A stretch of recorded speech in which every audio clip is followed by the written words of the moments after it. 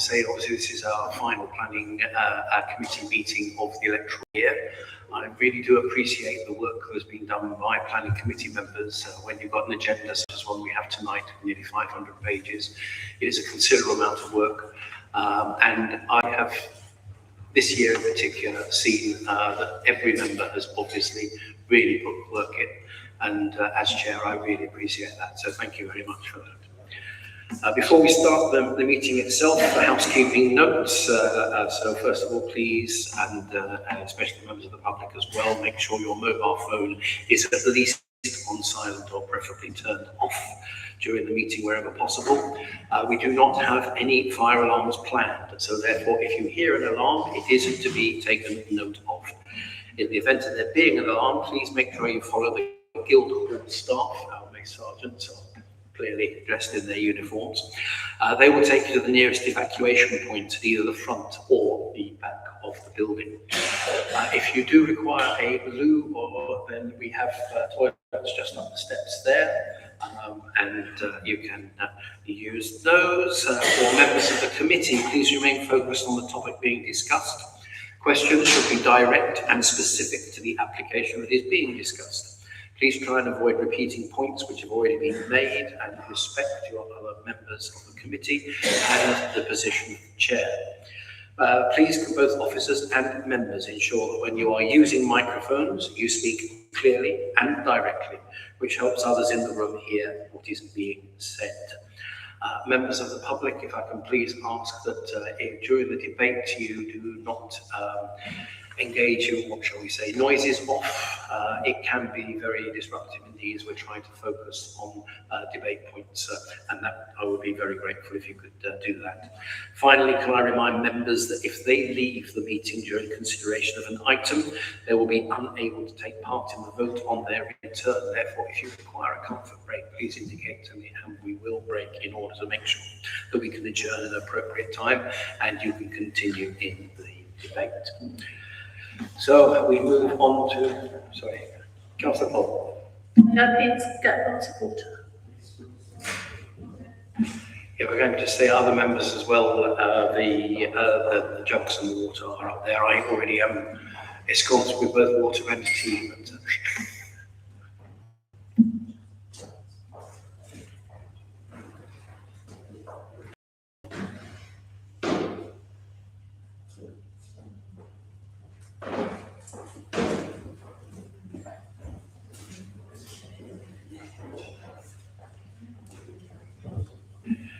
just to reiterate, you will not be leaving the chamber if you go up and help yourself to a glass of water and come back again. So let's not leave the debate. So please. Right. First of all, apologies. Have we received any apologies? No apologies received about a letter from Councillor Williams. And it's Councillor here, so Councillor Williams and Hughes, if they arrive before we start the actual debate on agenda items 7 and 8, well, 7, and then both can take part. Right, minutes of the previous meeting. These have been circulated to you, and can I ask if any members have any matters of clarification or corrections on those minutes? It's certainly as I remember the meeting, so I will sign those at the appropriate time. Declarations of interest. Councillors reminded of the need to declare any disclosable pecuniary interests that relate to the business on the agenda and which have not already been included in the register of interests. I've had no intimations from members that is the case, and so we are proceeding on that basis. And agenda item 4, the Local Government Access to Information Act, the exclusion of the press and public. There are no part 2 or private items on the agenda, and therefore I welcome the public and expect it to remain open to the public for the entire meeting.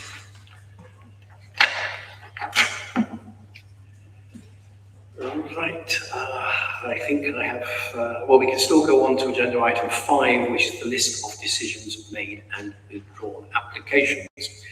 So you have received those in advance, the decisions made, the withdrawn applications. Are there any queries from members relating to any items on that agenda item? I I'm not seeing anything, so therefore we have considered it, and we'll therefore take that into the record. For agenda item 6, we have the appeals report. Again, you had that into advance. Councillor Ketchen, you have a question. There was the last appeal that was current, not in advance, and it didn't actually give much information on it at all, so I wasn't clear what we were being told.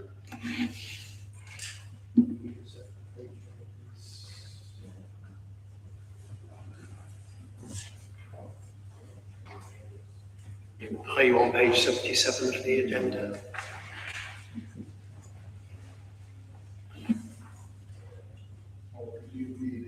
These numbers of the Well, is that the new appeals reports? That's page 71 to 77, I believe. It's 2507 636 Matford Lane. Sorry, page 77.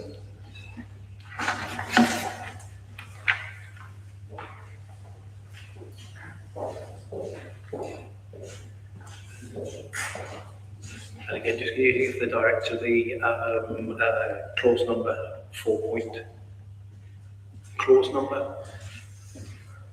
I couldn't see any information on it at all. Right, yeah. Apologies.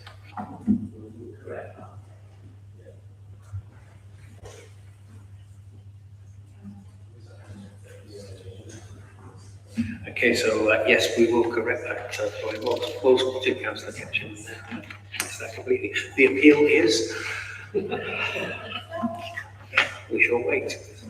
Bated breath.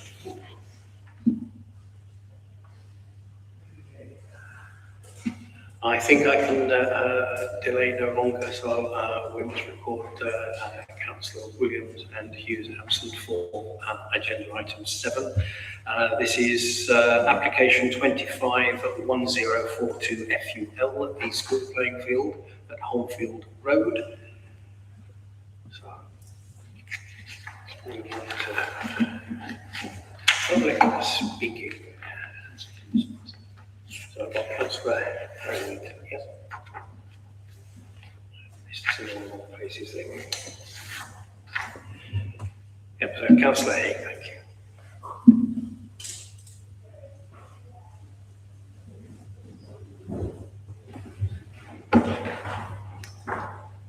Before I begin, I'd just like to say that I'm speaking on behalf of Councillor Rees and myself and those residents that we've been in conversation with.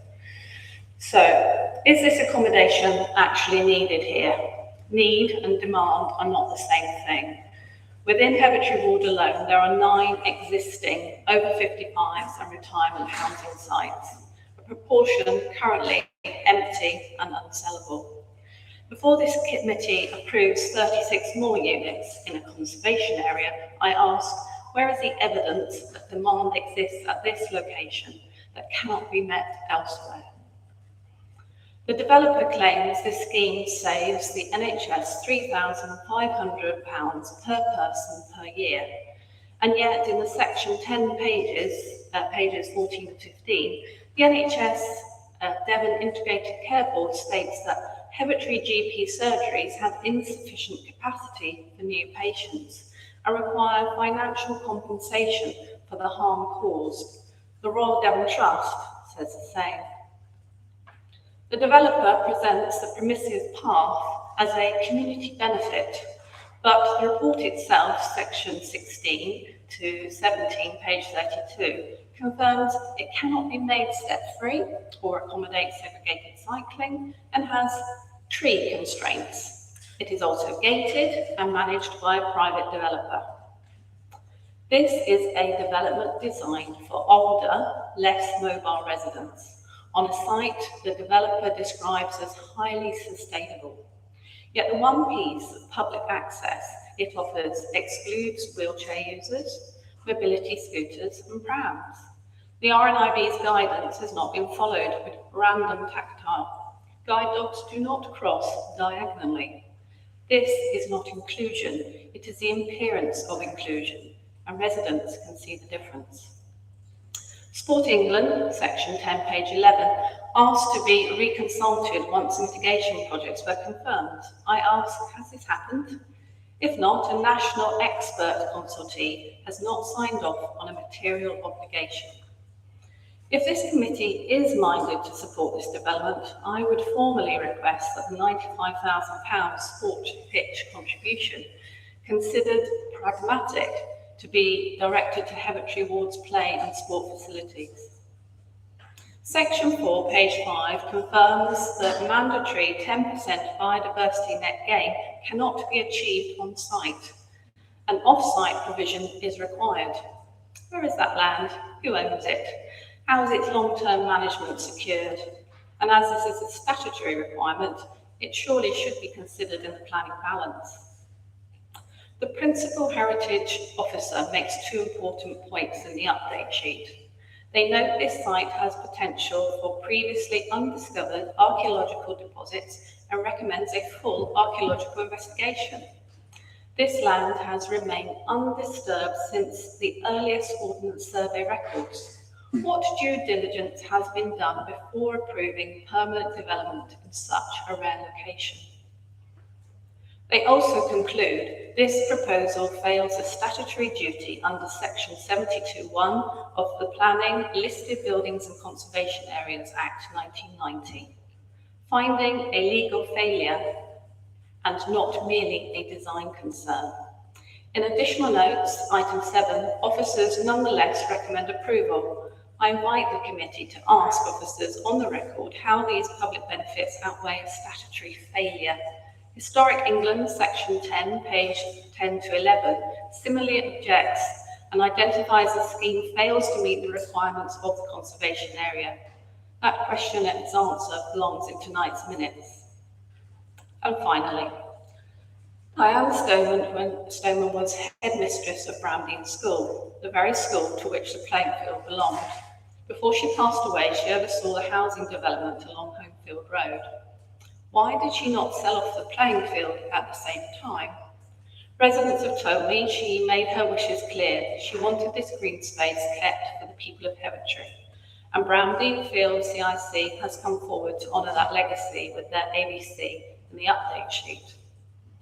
There is a covenant on this land, 130 years old. I'm not asking this committee to consider it, but it lends its support to desire to protect this green space from overdevelopment.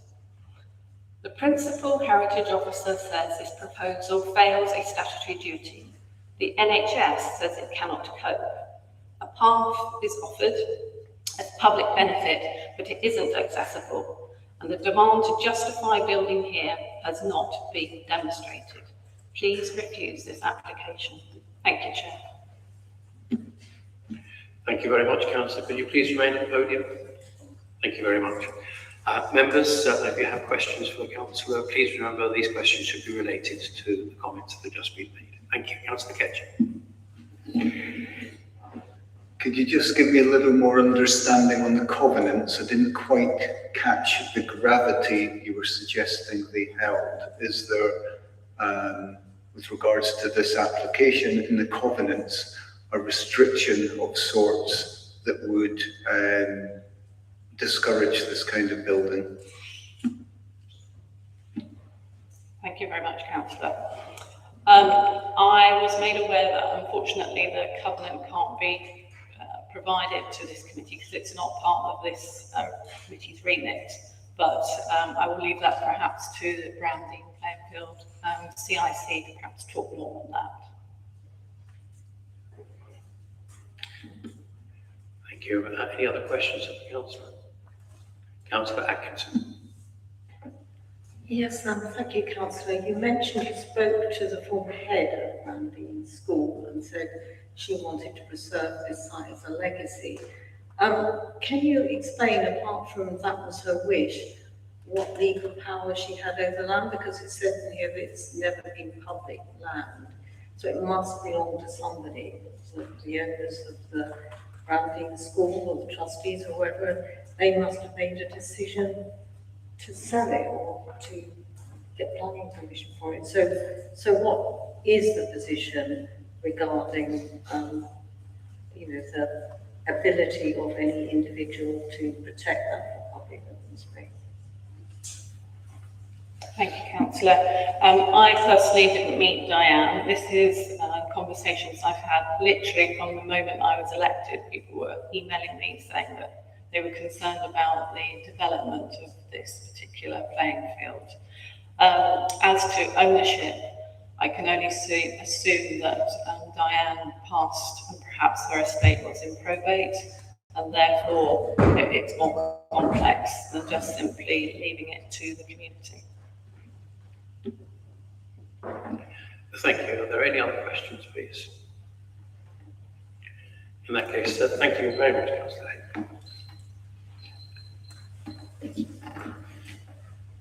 Our next speaker is a supporter, and it is the objector, which is Charlotte Court. Charlotte Court, please. Thank you very much indeed. Just to make sure you're aware, we're happy for you to speak for 5 minutes. Only start when you're ready, and please, thank you. Well, thank you for having me here this afternoon. I'm not used to public speaking, so please forgive my shaky voice. My name is Charlotte Corden. I'm a local resident of Heavy Tree. I live opposite the field, and I and the local community strongly oppose the proposed development on the grounds that it overstates the demand for additional local retirement property. It harms our community. It contradicts Exeter's planning principles, and it ignores local voice. Over 130 formal objections have been submitted by local residents. A Brown Field community interest company, of which I'm a director, has been formed, and we have applied for asset of community value status to preserve the field for the benefit of the local community. So firstly, planning, policy and principle. The site lies within the Heavy Tree Conservation Area and is designated as protected open space marked for sport. Authorising a development here would be in total contradiction to the Exeter plan, which commits to protecting green infrastructure, recreation space and historic character. The building design is far too large in scale, a 3-storey building, which due to its elevation would present as a towering 4 stories over Goldsmith Street, and it is entirely out of keeping with the Georgian and Victorian character of the surrounding area. It also relies on the existing drainage system, which is already at capacity and causing issues at the former Brown School site. Unsurprisingly, the design and materials suggest a scheme driven by cost efficiency rather than quality, with one resident comparing the visual impact to a cheap roadside motel. On the subject of noise, neighbours are concerned the developer's noise study is wildly optimistic, doesn't account for the loss of trees in subsequent planning application, and the practical impact of generators, visitors and events will inevitably create significant additional noise. Second, on need. There is no clear justification for additional retirement accommodation, specifically in Heavy Tree. We have already substantial provision, including Pegasus Court, Mayor Court and Mowbray Court, alongside new developments at Topsham Road and the former School for the Deaf. Evidence submitted by residents indicates vacancy rates of around 38% in some local schemes. There is clearly no shortfall that justifies the loss of protected green space.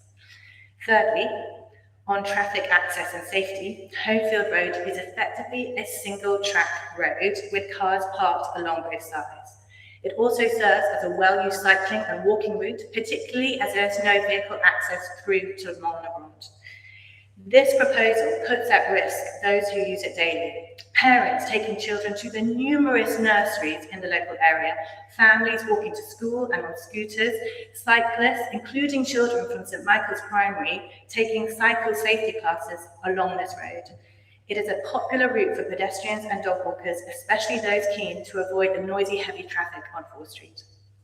Additionally, the development proposes an insufficient number of parking spaces, which will increase overspill onto surrounding streets. The impact is clear: increased congestion, reduced safety, and a deterioration in daily living conditions for the locals. Fourth, on legal and future use considerations, there is an existing covenant on the land, as we've heard, and the community is prepared to pursue legal avenues to uphold it if necessary. At the least, a positive planning decision should not be made until the asset of community value process is complete. Given that the developers do not currently own the land, and should planning be refused and the asset of community value secured, the community is ready to step in with a credible and funded alternative to benefit locals. Bramdean Field Community Interest Company has been created to protect and enhance the field for the benefit of the Heavy Tree community. We aim to preserve it as a usable, permanent green space, working with residents to shape its future use, whether for sport, outdoor learning, community farming, allotments, a play space. We can dream so far into the space.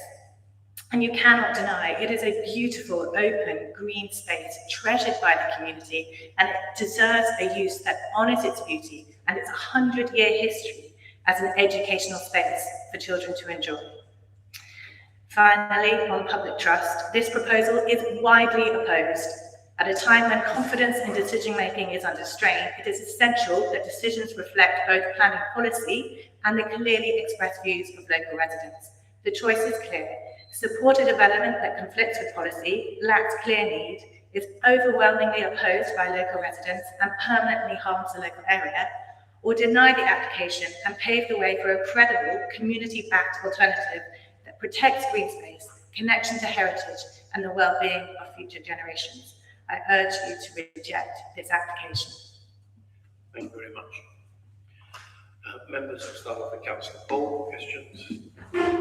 Oh, thank you very much for that information and explanation.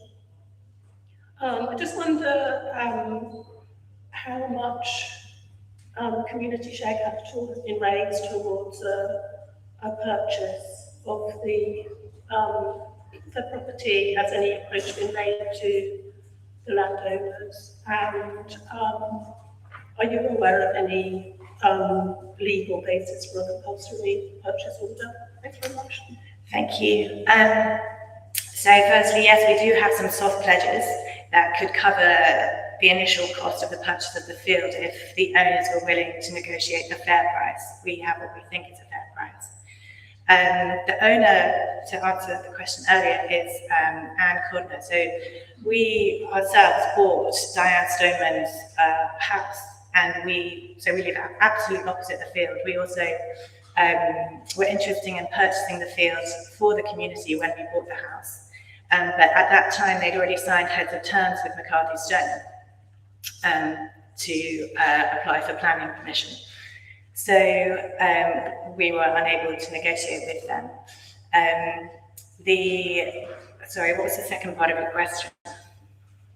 I think there were three questions. One was about whether any share capital has been raised, whether what the sort of status of the discussions with the landowner are, and then also whether there's any basis in law for a compulsory purchase order. So no discussions have been made with the current landowner yet. We have only an address for her, and we were waiting on the decision at this planning committee before getting in touch. I don't know about compulsory purchase orders. We haven't looked into that yet, but that's something that I will look into. Councillor Paul. Councillor Ketchen, thank you.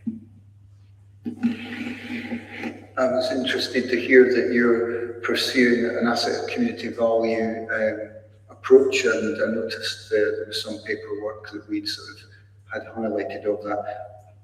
Have you had guidance that says you meet the criteria to be successful in that? I know you're pursuing it, but does it look like you have a viable application for an asset of community value? It does. I had some advice from a local member of the community called Ben Hunt, who helped the community in St Leonard's with the playing field that was under application there a few years ago. And I had long discussions with him on the asset of community value and whether or not we were viable, and he considered that we were, which is why we went ahead with it. Thank you. Councillor Atkinson. Yeah, do the communities have access to the site at the moment? If so, what do you use it for? Unfortunately, we don't have any access to the site since the school closed in 2020 because it is a privately owned piece of land by Stoneman's estate and her benefactors. Nobody is allowed on the land. Councillor Mitchell. Thank you, Chair. I don't think it needs clarification, but I just like it. The assumption is you're not necessarily opposed to this application, you're opposed to any development on that site and believe the site should be in some form of public ownership, public accessibility and public use of the site and not to be developed. Is that correct? Indeed, yes. Browndean CIC exists to protect it from commercial development. And I will say that because the land needs to be economically viable in the future, we hope to develop it in some fashion so that it can support itself for future generations. But that would be a community-led project. Thank you. Again, I'd like to ask a question around this ACV. So I'm more used to the concept of it, but it's the last pub in the village and things like that. And so there is actually a genuine fixed value on that, and something like this, which the valuation is quite nebulous. So first, I think you are already formally constituted as a CIC. And so my second question is, have you actually started the application process for the ACV? And are you confident that you do have the funds available to you in order to be able to purchase the land if you get to the stage where you're negotiating with the land? Yes, to all those questions, we have formed the CIC, we have submitted the application for the nomination of the land as an asset of community value. And yes, we do have the funds available to purchase the land. Thank you very much indeed. We have reached time. I see Councillor Paul with a question, so if you could just ask your question, please, Councillor Paul. Yeah, I just wondered how much money that was. Is it? That is debatable. I can't share the pot of money as it's been promised confidentially, so I can't share the exact number, but we believe that it is a good number, a number that is very realistic and very fair for the price of a piece of land that, if assigned asset of community value, won't be able to be developed commercially. Thank you very much. Thank you for your comments and contribution. Thank you.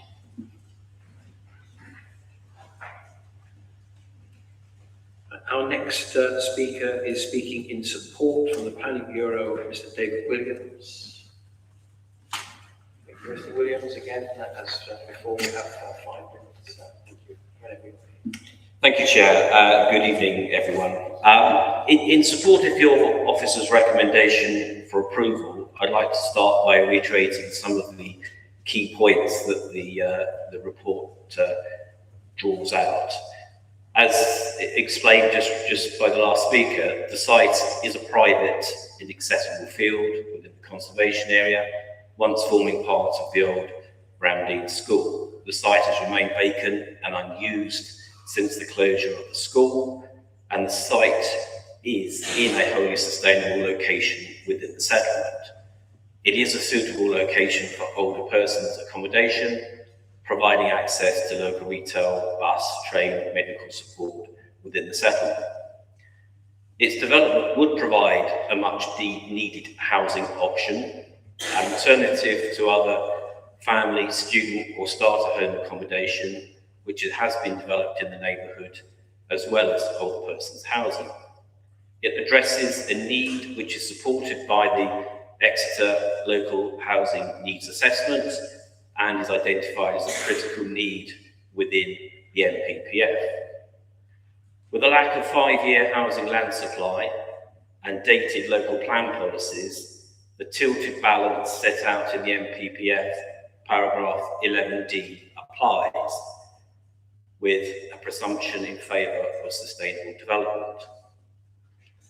The pre-app and application process has involved detailed discussions with the Council's professional officers and local stakeholders for over the last 14 months.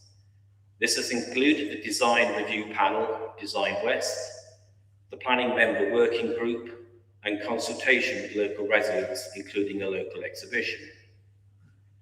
The scheme has evolved and been fine-tuned to provide an optimum, sustainable level of development, addressing all the consultee responses.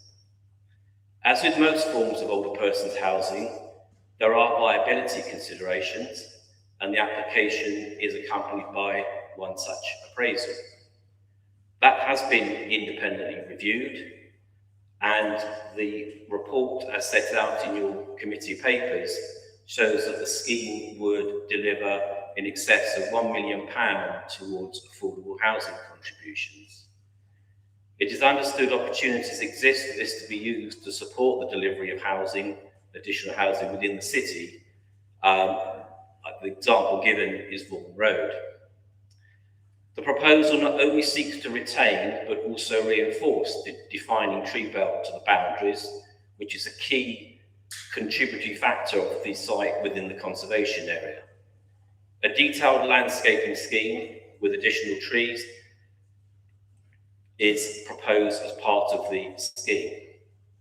In addition, the introduction of a permissive pedestrian route through the southern edge of the site provides pedestrian access to the green space, which currently doesn't exist.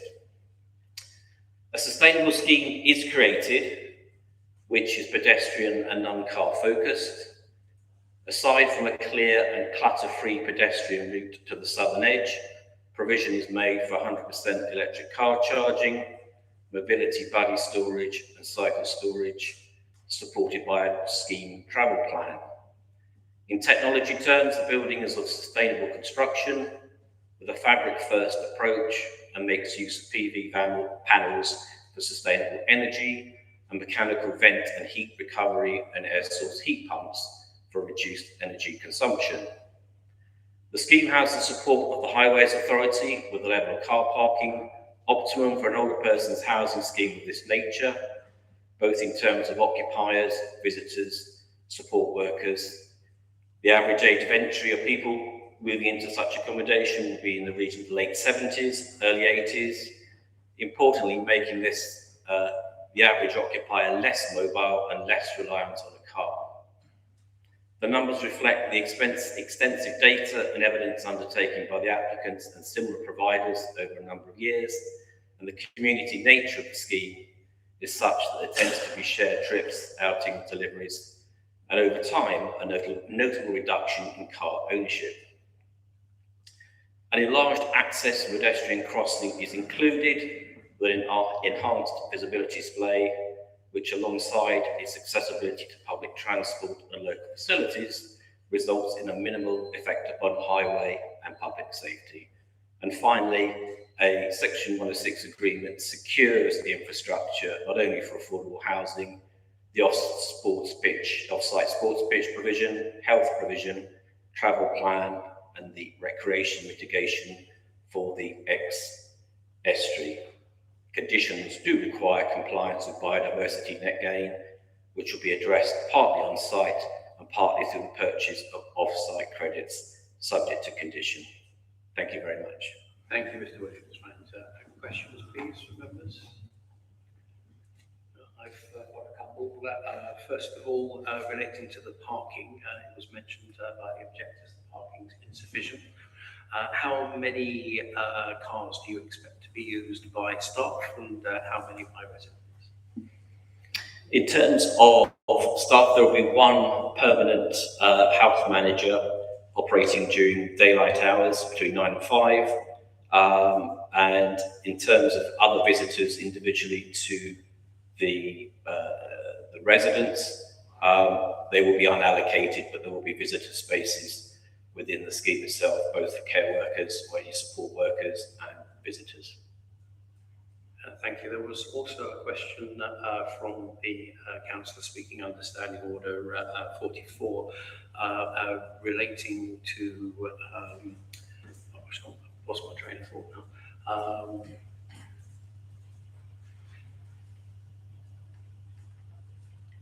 I'm sorry, I've completely lost it. It was relating to, as part of the Council of Poland, if I remember. Yeah, I just wonder if you can explain what efforts have been made to make the permitted path accessible and what constraints are preventing you from doing so. Yeah, we have looked in detail at that end of the site because there is a drop in levels from the site itself down to the road. To secure a level access onto that road involves a fair amount of an engineered solution, so quite a tiered access down.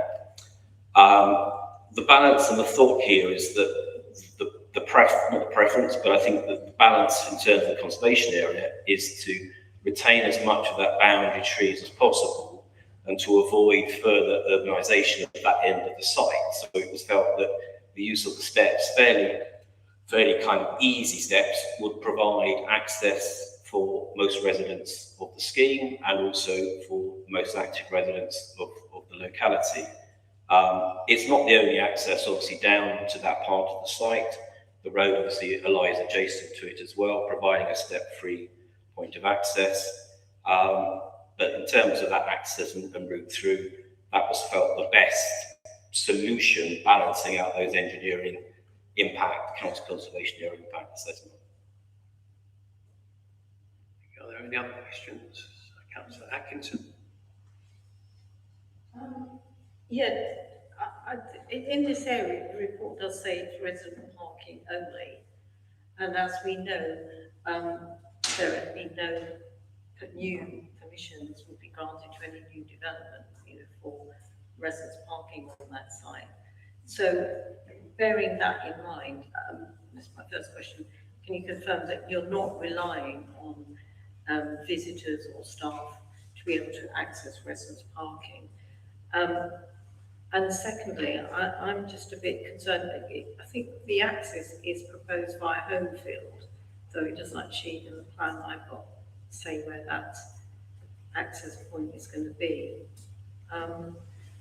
And that is a very quiet road, which I have cycled down many times. I mean, my concern is that to access the site and create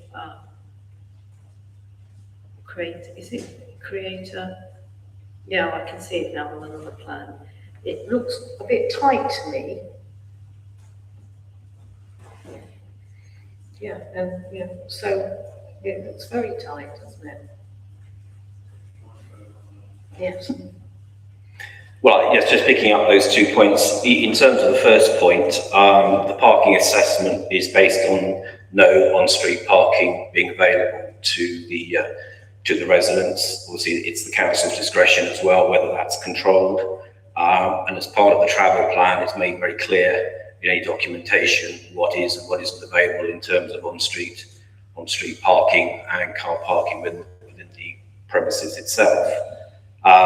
In terms of the second point, the access, as you quite rightly say, is onto Homefield Road.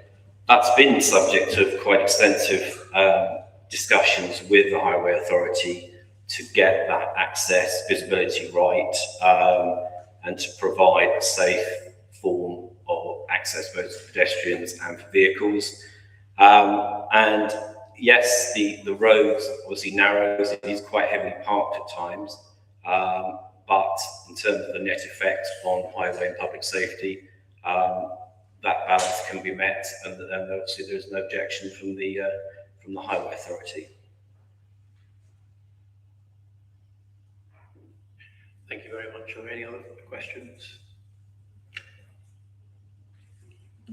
My own comment is for later on when I actually talk to an officer. I'm not talking, but thank you very much indeed, and Mr. Rhodes. Right. Okay. So we've heard our speakers. We're now moving into the officer's report. So this is Howard. Thank you. Thank you, Chair.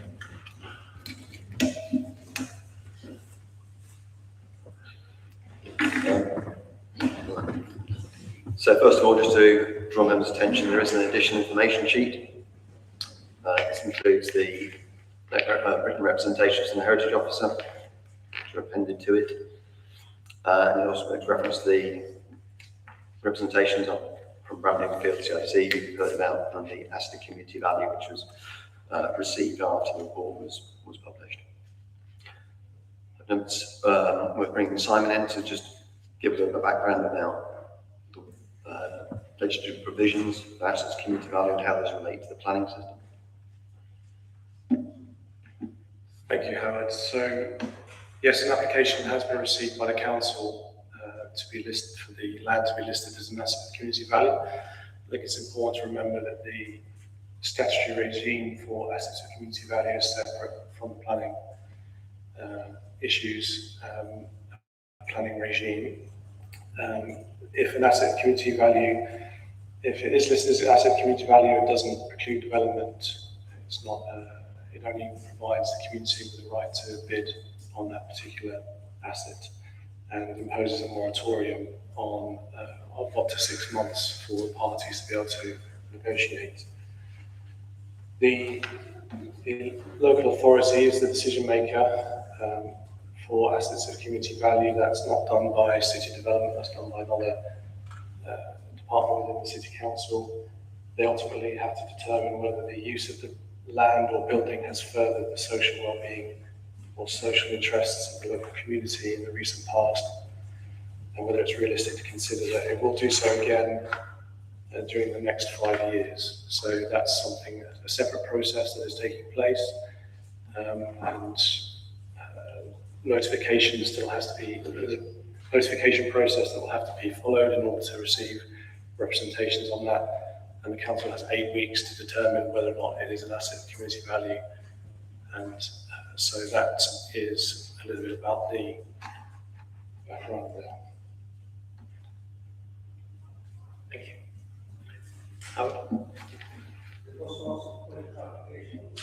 Of course, it is still legal, yes. It's just clarification. To what extent what you've said about the separate process of the community is it a material consideration in our deliberation in regard to this report? So at the moment, it's just a nomination. So we don't know the outcome of that decision, what that will be. So at the moment, I would consider it to be a material consideration, but only a very, very limited weight.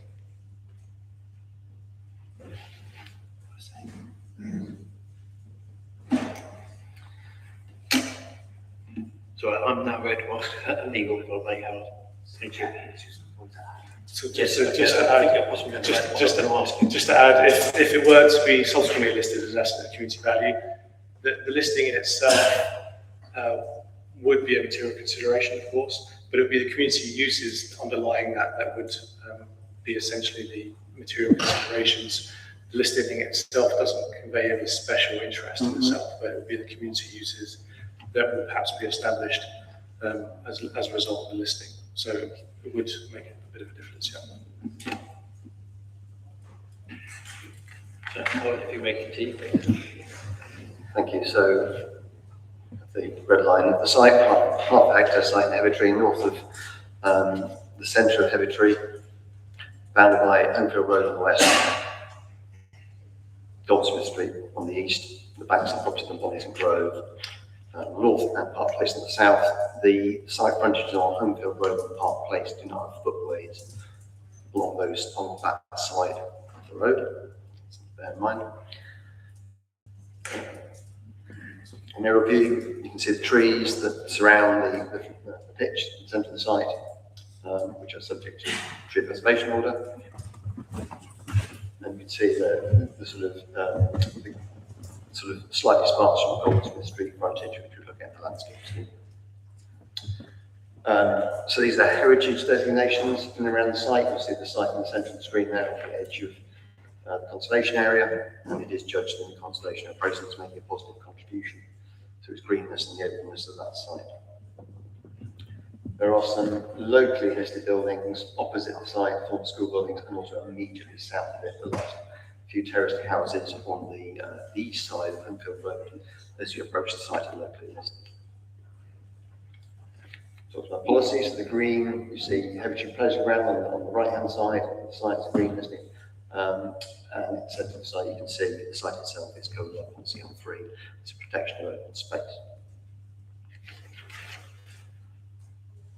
We have a number of photos around the site. So this is Homefield Road, approaching the site from the city centre.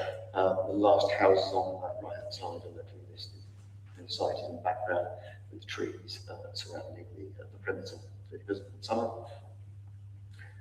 Looking back down Homefield Road towards Exeter Centre, you can see the site in the centre there, the trees on the boundary, and the road access we're looking at on the plan is onto that site. On Homefield Road from that boundary. This is Park Place, we talked about the only having a footway on one side of the road, being a one-way street with a contrary cycle. Back down Park Place in the direction.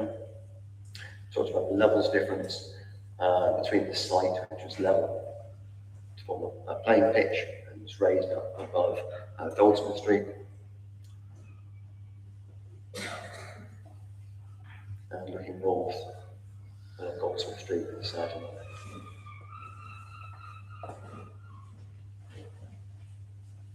So this looking up Alpha Street towards the site, with the site in the background.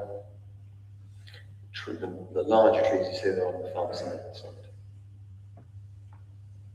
And some views inside the site, so this looking back in the opposite direction towards the site boundary. Goldsmith Street's side being more sparsely vegetated. Again, looking towards that boundary.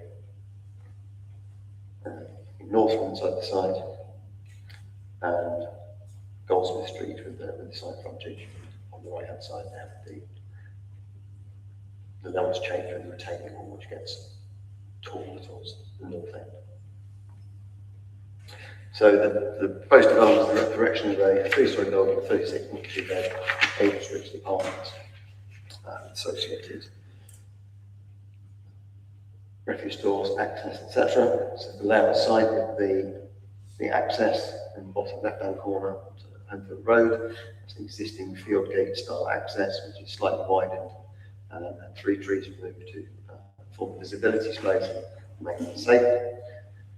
You can see the permissive path across the Park Place southern side and the steps route between the trees. So right from the outset, we did try and explore with the applicant the possibility of access in that direction. It goes in the direction of the health centre, shops, etc. Would be very useful people passing through. So to be on a permissive basis at the very least, but also for residents.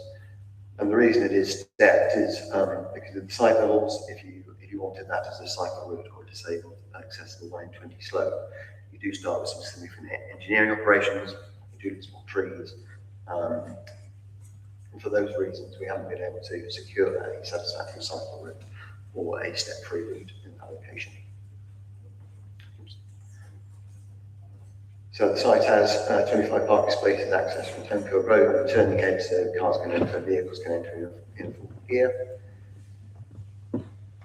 There's a scooter store integrated in the building, provision for cycle charging as well. There's a cycle shed within the car park area for further cycles and cycle parking visitors by the entrance. It's a layout and turn of the building with a roughly symmetrical floor plan with entrance and facility central. And arrangements of 1 and 2 bedroom flats as you progress out through the floors of the roof. So the application is considered by the design review panel, and their recommendations were taken into account. And the design was revised prior to submission. So we have a 3-storey building arranged as a series of blocks of break-up massing. And you've got the west elevation on Homefield Road at the top, and the east elevation taking the rear of the building towards Goldsmith Street, slight step back with the garden as well. So the end elevation of the building north and south. Sections through the site. So the top one, you've got Homefield Road on the left, through to Goldsmith Street on the right. And you can see the step down the gardens, take a wall. And the building sits within and set back from the tree line to retain the trees. And that's on all boundaries of the site. And again, in different locations through the site and a section north south through the site. So if we look at a landscaping scheme, this retain trees apart from at the access and would reinforce the tree belt on Goldsmith Street side by side. This is a plan showing the permissive route through the site,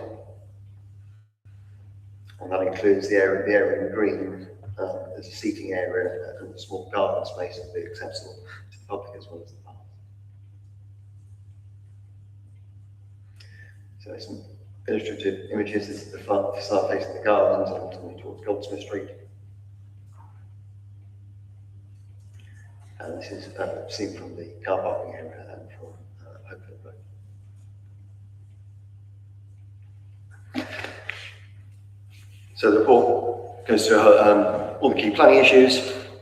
I'll just touch on some of the main ones. So the principal development on the site is a greenfield site, but it's within the urban area. It is in a very sustainable location. It is the conservation impact, there is harm, we acknowledge that, and the conservation officer and the English Heritage comments are important. The level of harm is less than substantial. So that is that it doesn't destroy the character of the conservation area, but there is some harm to it through that loss of openness. And the building is set within the tree belt, so the greenness of it is preserved, but the openness in the centre of the site is lost, and that harm in conservation terms, because it's less than substantial, can be weighed against public benefits of the scheme. So we looked at the design and layout through the plans. We've got issues of housing supply, which are set out in the report, and the benefit that the 36 units would make to housing supply in the city, which is falling short of the 5-year housing land supply requirement currently. Look at traffic access and parking. The scheme is acceptable with the Highway Authority, that we talked about visibility displays for the entrance being formed, cycle, buggy, as well as car parking will be provided on the site. The sports pitch on the site was used broadly by a school, so we don't consider there to been shown to be any evidence of public use of that. So there's no detriment to the public use of availability of sports pitches in the area. The site is, the development is offered with a negotiated set of contributions, which include contribution towards enhancement of sports pitches in the city, which can be spent in accordance with our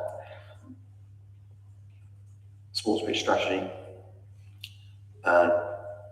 After a series of negotiation, we have a GP surgery sum offered to create additional space at GP surgery locally, and a residual of the contributions that will be left for affordable housing, which we estimate being £1.07 million, which could be spent on affordable housing on other sites, including the obvious candidate at the moment, Vaughan Road, where there's difficulty delivering the affordable housing that is consented on that site.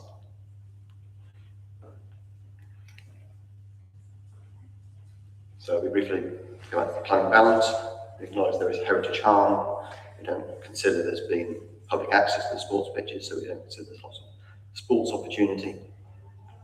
And we do consider the heritage harm, which is less than substantial, is balanced by benefits of the scheme and the provision of housing, including the contributions towards additional delivery of off-site affordable housing. And that is a matter of planning judgment. So we arrive at a recommendation from the scheme.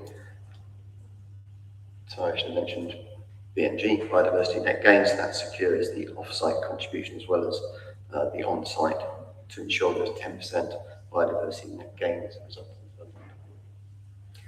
includes the management of the permissive path through the site to ensure that it's available. And the recommendation is in two parts. If that legal agreement is not completed, then the application will be refused for the lack of securing those items. Thank you, Chair. Thank you. So can I have members' questions and clarifications on the presentation, please? Councillor Paul. Me.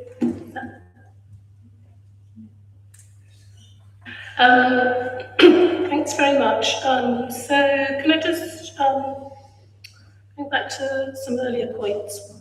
Is there a condition on residents' parking permits? The County Council or the Highway Authority, and they would exclude it from eligibility. They have said that, yes. Yeah, so those residents parking permits. And then just on the local views, from the Homefield Road direction, I do wonder if you could go back to that slide, and I'm just wondering what would the site be visible from the Homefield Road direction on the left-hand side there? So would it be shielded by the houses on the corner? As you approach, it would be 3 stories. Come in. And obviously, past the site is there. Could you just put your microphone on, please, Howard? So obviously behind the trees, it's in the centre of the site in this view. But yes, you would see it as you approach. There are it's close range views, we will see it. There's very limited longer range views of the site. So you do get a glimpse from near Ladysmith School around the entrance there. But because of the way the topography works, there are very few long range views of the site. But from the position where the Homefield Road photograph was taken, you would see you would.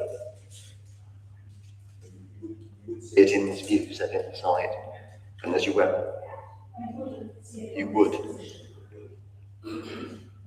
As you.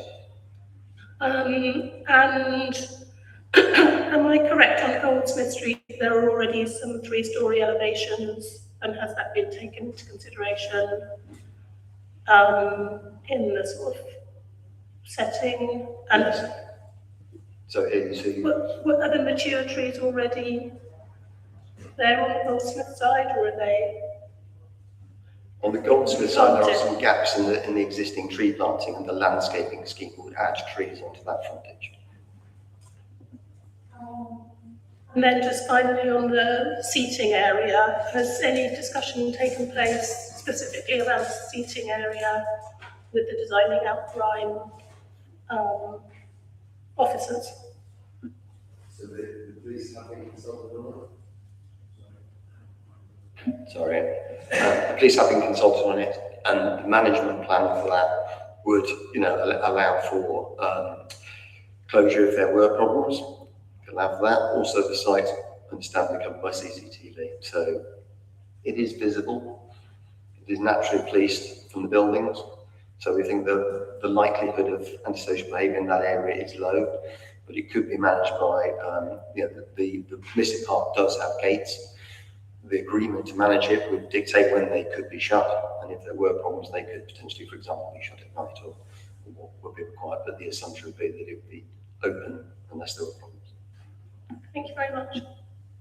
Councillor Ralston. Thank you, Chair. My questions are probably more sort of highways based. I'm just looking with good old trusty Google Maps. Other map providers are available. And I have concerns about this accessibility, the fact that we don't seem to have a accessible path down to the bottom. So here, this corner, just directly sort of almost behind where the camera is the doctor's surgery, isn't it, health centre, and around the corner you've got the local shops, the co-op and the pharmacy and things. So this is the natural point where you would expect residents to want to come to. If you have a resident that has mobility issues or is a wheelchair user, I can't see I don't understand where the safe route for them is, because looking on Google Maps, there are no drop curbs on the pavement side of Homefield Road. So they'd have to cross the road from the main exit where the cars are also coming out, cross Homefield Road somehow where there's not a drop curve, go all the way, well, would that be up as far as that map goes, and then down Boddington Grove, and then back, all the way back down, because that little road, I can't remember what it's called, Park Place, that pavement is not wide enough for a frame or a wheelchair, as far as I can see. So what is the plan for residents with mobility challenges to get out safely? In terms of access from the site, and we've discussed about the difficulties in providing access in the direction that would have been desirable. I don't think anybody denies that would be a desirable thing, but the implications of achieving it in terms of impact on trees and impact on the appearance of the site were considered to be possible to deliver that. So it has, as described, it is a shared surface access with a pavement with a tactile crossing, so you can exit on Homefield Road, across the road, as you know, move around on the footpath network from that point. So there is going to be a drop curb on the pavement on the opposite side. Yes. That's part of the Yes. plan.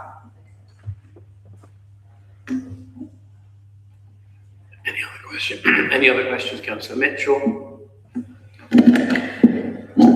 Thank you, Chair. 2 points. One is in regard to the basic concept of development on this greenfield site. As we all know, we're going through an examination on our new local plan, which is brownfield-led. And here we are, potentially, before that examination finishes, looking at quite clearly greenfield development. So I'd like some context as to why this is supportable under our old local plan, and whether it would be supportable under our new local plan.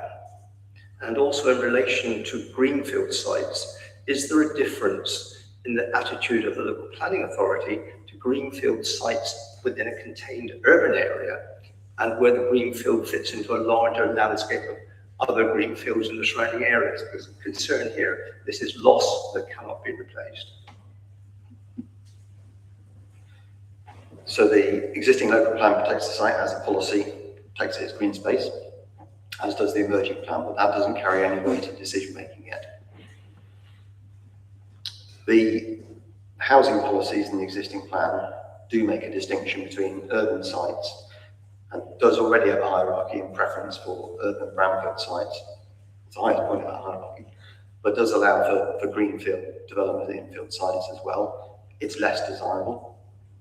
So the recommendation is made that the benefits of housing delivery on the site outweigh the harms. So therefore, there is no specific protection within the existing local plan for urban small greenfield sites to be protected. Not specifically urban small greenfield sites. There is a designation there as open space, but it makes no distinction between sites. The second point is a very minor one. On the recommendation 18, it says the recommendation has two parts here. It says to approve the conditions subject to an S106 legal agreement being completed and refused if the agreement is not completed in a timely manner. It seems a very Victorian phraseology there. What is a timely manner? Because my great concern with a lot of these things is that they drag on and on and on, usually to the developer's advantage, not to the local planning authority. And I'm just wondering why there is not a specific time reference in relation to the completion of S106, so the developer either stands or falls. So there's a period of 6 months which is set, and after that point we could refuse the application. So the developer isn't progressing with the legal agreement drafting in a timely manner, we would have the power to refuse it. So, Timely is 6 months. Yeah, thank you. Councillor Ketchin. This is a site that's deemed sustainable, and it's for independent living, albeit people over the age of 55. I think suggested so more in the 70s and 80s. I mean, I've got a lot of residents in my area who cycle, and I was interested to understand the comments from Exeter Cycle Campaign that said the adequacy of cycle storage here is substandard. Did you have a view on that? Since those comments were received, the amount of cycle storage has been increased. So there is an internal buggy store with electric charging points, and it depends on the people who are resident and their relative mobility, whether that might be used for electric bike charging or buggies, or a balance might change between, but there is a room available for it. There is also an additional cycle store, since those comments were received, within the car park area and secured by condition. So the amount of cycle parking being provided has been increased since those comments were received. Councillor Atkinson. Yeah, on page 106 of the report says it's clear that the proposal for 72 dwellings per hectare is high. And the conclusion really as to the desirability of this can only be reached following detailed assessment of impacts, etc. So am I right, you're making a recommendation that we approve 72 units, but despite the fact that you've got clear reservations about the total number and size of impact on that. So I'm a bit concerned at where that leaves me in making a decision when I've got no clear guidance on it. And that's, perhaps you cannot answer that. But my second point is there any evidence that people of that age, so many of them want to live in one-bedroom flats like this? I personally, I'm not that age, thankfully, yet, but I cannot see that I would like to live in a high-density one-bedroom flatted area to that kind of extent. And are there any other McCarthy and Stone type planning things we've got planning permission with that level of high density? So with development, we try and make best use of land. So it's 36 dwellings on half a hectare size. The density is 72 dwellings per hectare. And the judgment of whether that is acceptable is when you look at the size of the building. Does that, is that acceptable on the site? And officers have come to the view that yes, it is. So hence it is recommended for approval, because we do feel the building sits within landscape grounds. It's a 3-storey building, and that fits in with the townscape. So we've made that judgment that the amount of development is acceptable on the site. And it is a mix of 1- and 2-bed flats, but yes, that is what proposed. What's the evidence that people actually want those at that particular age? And are there any other sites that level of density comparable? I mean, there are other sites of retirement flats that are 1- and 2 beds in Exeter. And those schemes, you would say, are a similar, if not higher density on sites, because they are typically flatted development with multiple stories. So you do get higher density with multiple story flats than you would with 2-story houses. So I think the density is comparable with other schemes at this time, and the mix is. Yeah. Tell me which ones. I mean. I think I quoted 2 in the report, but I don't off the top of my head have a list of all the retirement schemes in the city. I can think. I've considered having come to the tips into the traffic lights by Sainsbury's, Penho, there's a scheme opposite there. There is one just south of Heathertree High Street, flatted schemes, 4 stories in that instance. These are pretty typical unit mixes, heights, densities for this type of scheme. It is not unusual in that aspect at all. Thank you. I have a question, I think probably Mark, for you. We had an unflattering comment in the presentations referring to this as effectively a travel lodge. Obviously, I know from planning members working group that has gone through. Do you think that this is a good and a design and the best that we're going to get? Thank you. I think we've got to remember that all the elevation will be seen through the existing street trees, the perimeter of the site. And then there's landscape grounds in between the site edge and the building.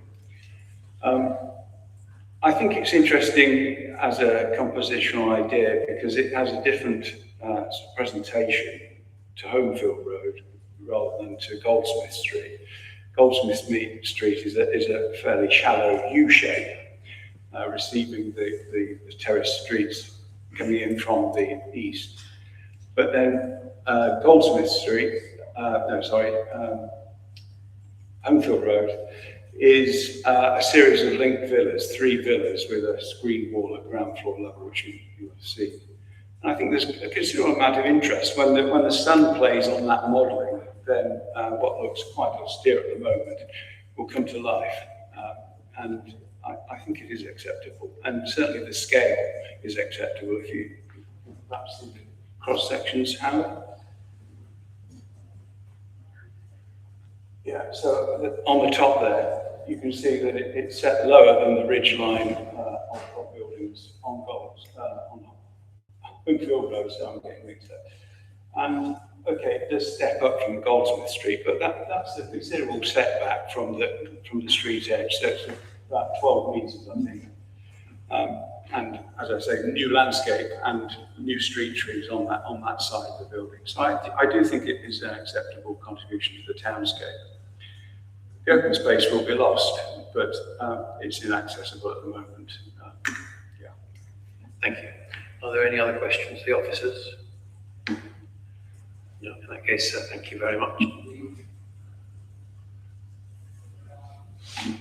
Members, over to you.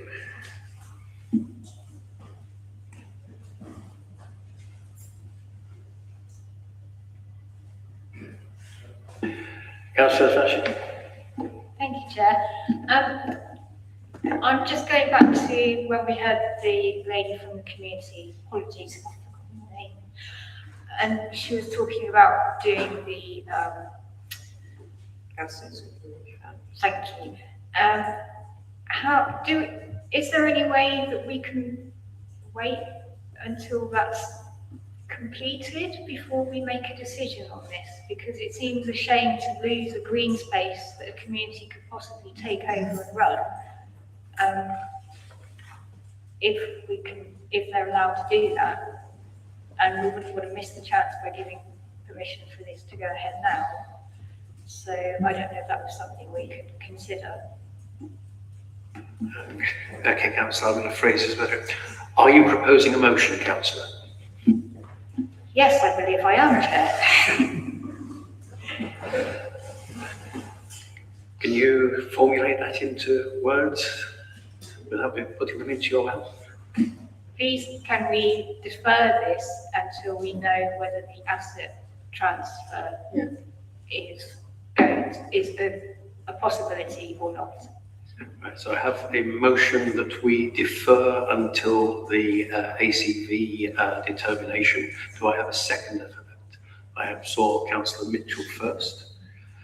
Okay, so I'm now inviting anybody to actually speak to this motion, then Councillor Pole first, then Councillor Atkinson, then Councillor Kent. I mean, I understand that the sort of, optics of that would be pleasant, but we have had advice from the solicitor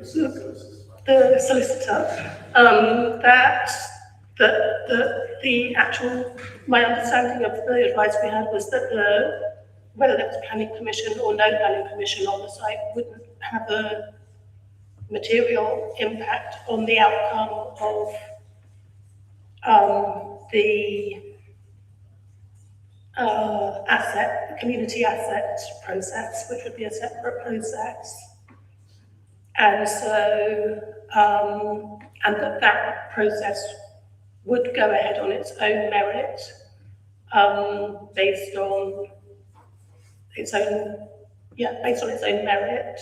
And so I don't see I can see that the sort of, public optics of deferring would be positive. I can't see that there would actually be any impact of deferring on the outcome of this planning or the community asset processes. Thank you, Councillor. Councillor Atkinson. Well, I'm supporting this on planning grounds. I've got reservations about the sizing and mass of this site, about the entrance on Homefield, and about the accessibility of the site.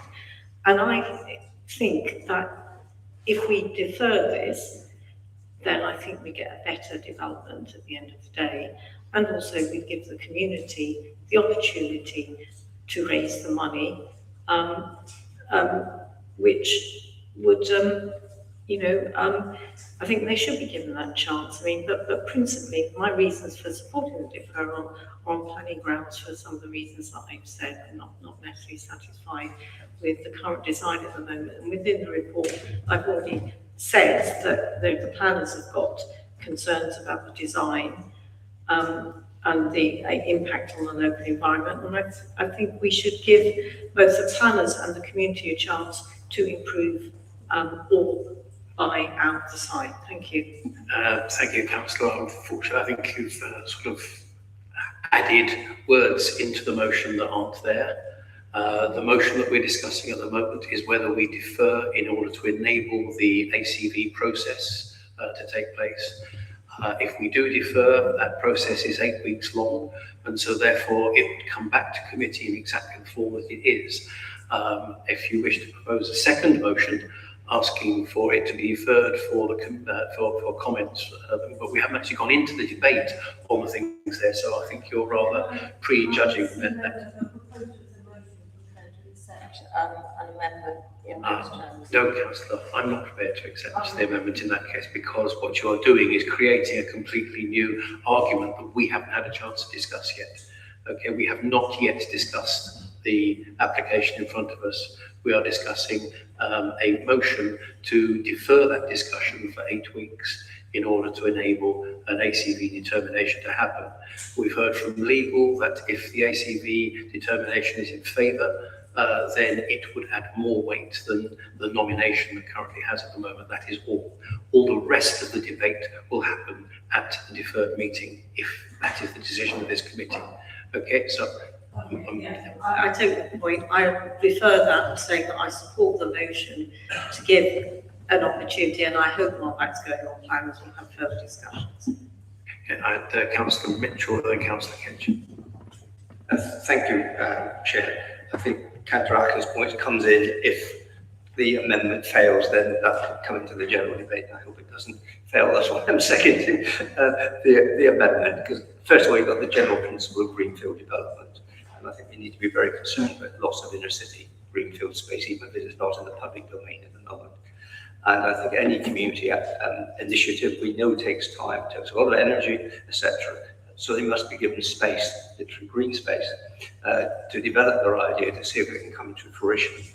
I do have reservations about the design on the site. Is yet again another example of what I call Lego building design features. And as we know recently, we've already had discussions with other developers about similar developments around. So apparently there is plenty of opportunity for this style of development to take place already in the city without this additional amount. I just want one point of clarification from the officers in relation to the time scale that we have or the community have available before this matter legally has to be determined, because clearly the developer has an interest in getting the planning permission and then proceeding with their development. I just wonder what our legal authority is. I almost defer, sometimes it's just a meeting we normally defer to, but I think this might be a longer procedure before the community can get all their ducks in a row on the duck pond and the greenfield space, that we need to discuss this. I'm just wondering, we need legal advice about timescale. I think we're supporting the motion, but we just need to put a timescale within it that is legally acceptable and will work. Thank you. Thank you. I'll take the answer to that from Howard, please. I mean, are you referring to the sort of right of appeal? I mean, I'm not 100% sure. The application, it's beyond the period in which we were required to determine it. We agreed an extension of time, and that expires at this committee. So the applicant would be able to appeal for non-determination, as well as think it's helpful that the committee are aware that the developer can proceed with non-determination. I would hope, in the spirit of what has been said tonight, the developer would not proceed down that route. Councillor Ketchin. I just wanted to understand that we are looking at non-determination here, and that's been confirmed, hasn't it? So that to me, in a sense, puts a kibosh on this motion, because if we had 6 months to push the boat out because, you know, there was slack in the planning system, fair enough, but I'm not hearing that, and I think we are obliged, even if it is uncomfortable for some people, to make a decision tonight, because non-determination actually puts a lot of power in a developer's hands, but that's the nature of it. We've got a process to do, we've got a job to do, we're decision makers, we've been elected to make decisions, and I think what I'm hearing from the officers, if we're in a position of non-determination, that weakens any case the council has if it makes a decision against a developer. They deserve, in the way that the residents deserve, they deserve a decision as well. That's what the whole process is about, and that's my understanding from the officer. We're up against non-determination. Thank you, Councillor Ketchin. Are there any other contributions? Councillor Ralston. Hang on a second, Councillor Ralston. No, Councillor. Sorry, no. You want to come back on that? Yeah. I just wanted to make sure you understood the sort of timing that an appeal against non-determination could be submitted tomorrow, but that takes time to go through, and you've got an 8-week time frame for determination of the asset community value application. So by the time it's likely to, the earliest you could get to appeal, the planning perspective would also have the determination of an asset and community value application in front of them as a material consideration. Of course, Councillor Ketchin. Just to get clarity, I don't have clarity. I don't know that many people have clarity, but I think I'm on the edge of clarity. Can you just be patient? I think you're saying that because there's this asset community value application going through, that any time involved with that would also be similar to the a potential issue around non-determination, and so therefore the guidance I think you're giving us is this motion is viable. Councillor, what I will say is that the director will, after we've finished having our conversation, the director will make a conclusive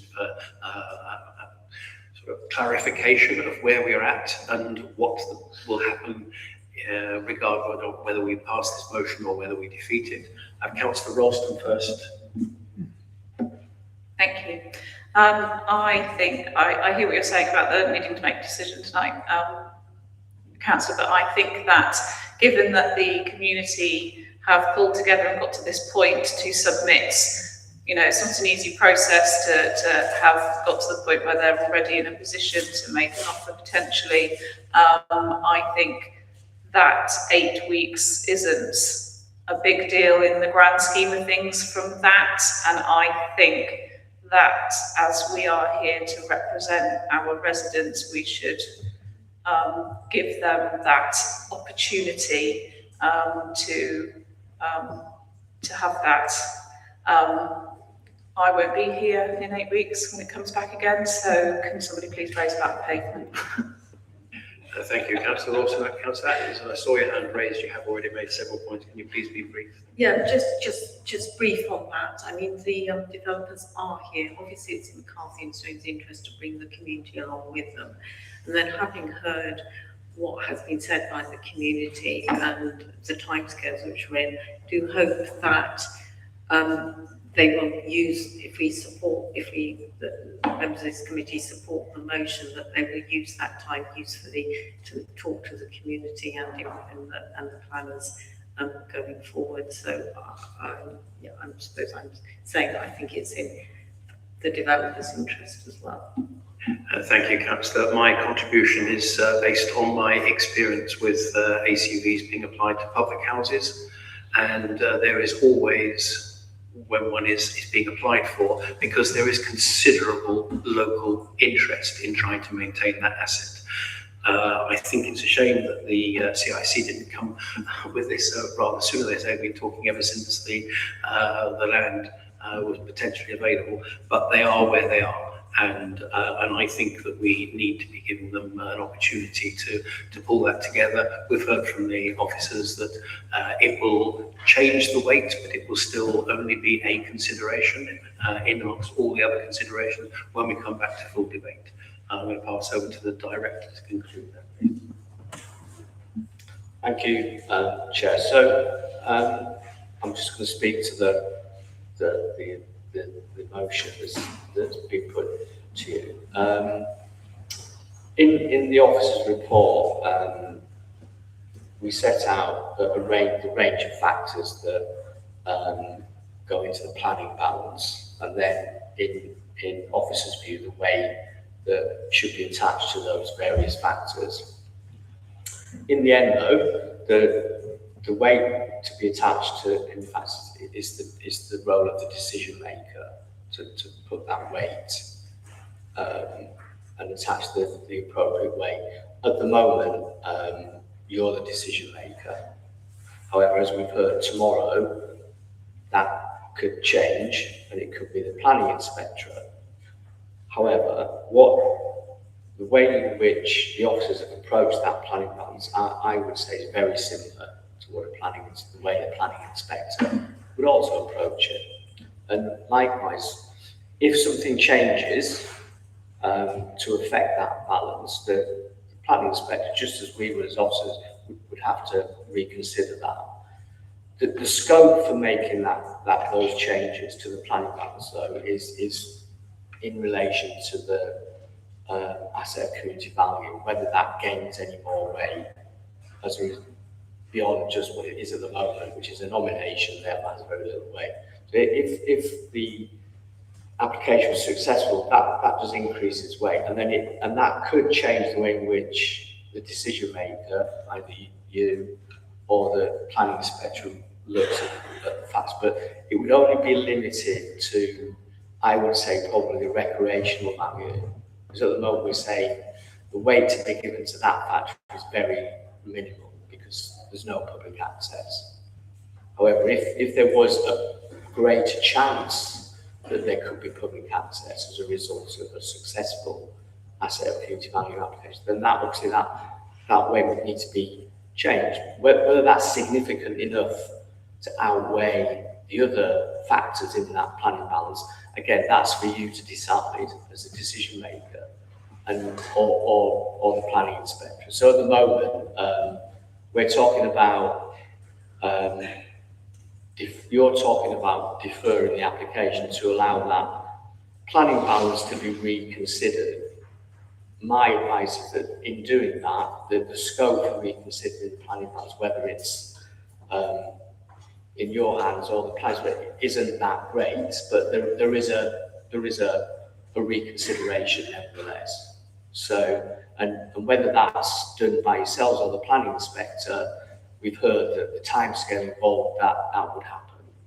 So either to bring it back here in, say, July, or sometime after that when the appeal is heard. So that is absolutely a possibility that you could do that. Thank you, Director. I think we've debated this enough. I would like to call a vote on this motion. The motion is that we defer to allow an ACV process to be determined. Can I see those in favour of that deferral? Unanimous, Chair. Right, in that case, we don't have to call for against or abstentions. That's been carried. So this is just to allow for the ACV to be determined. This matter will then come back to this committee, regardless of whether or not there's been an appeal, because we will still determine, so in order to be able to give the officers material to take to the appeal. Okay, so thank you. As we are now at 7 o'clock, 1.5 hours we've been sitting, I suggest we get up, we stretch our legs. Councillor Ketchin, thank you very much indeed for your attention. I'm afraid you're excluded from the next item. Sorry to see you go, bye. Maximum 5 minutes, please. That's 1906 return to base. Thank you.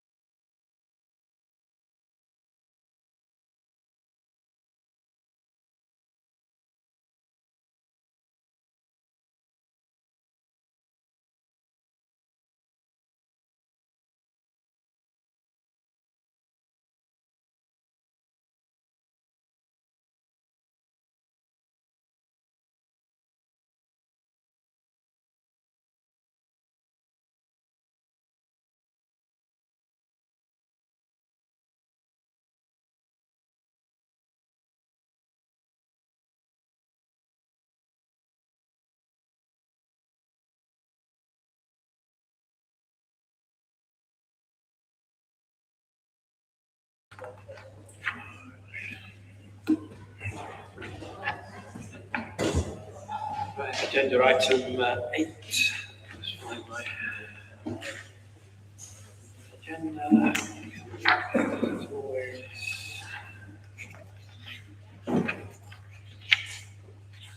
Okay, so we're moving now to page 129. This is agenda item 8, planning application 250781FUL.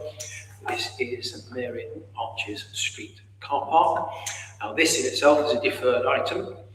That is the reason why Councillor Ketchin had to leave us. We now have the same people who determined that deferral. We're going to start off with our public speakers. So, speaking under Standing Order 44, I shall go in alphabetical order. So, Councillor Reid, please.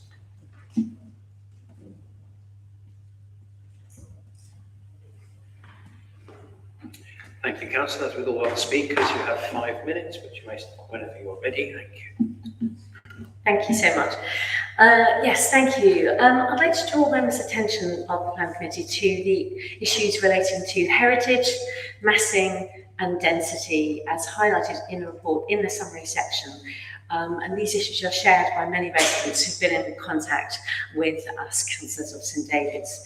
So while we note the changes that have taken place, there is still too much massing. As the report itself says, development is visible in longer range views from the west and especially from the St David's Hill and Iron Bridge approach.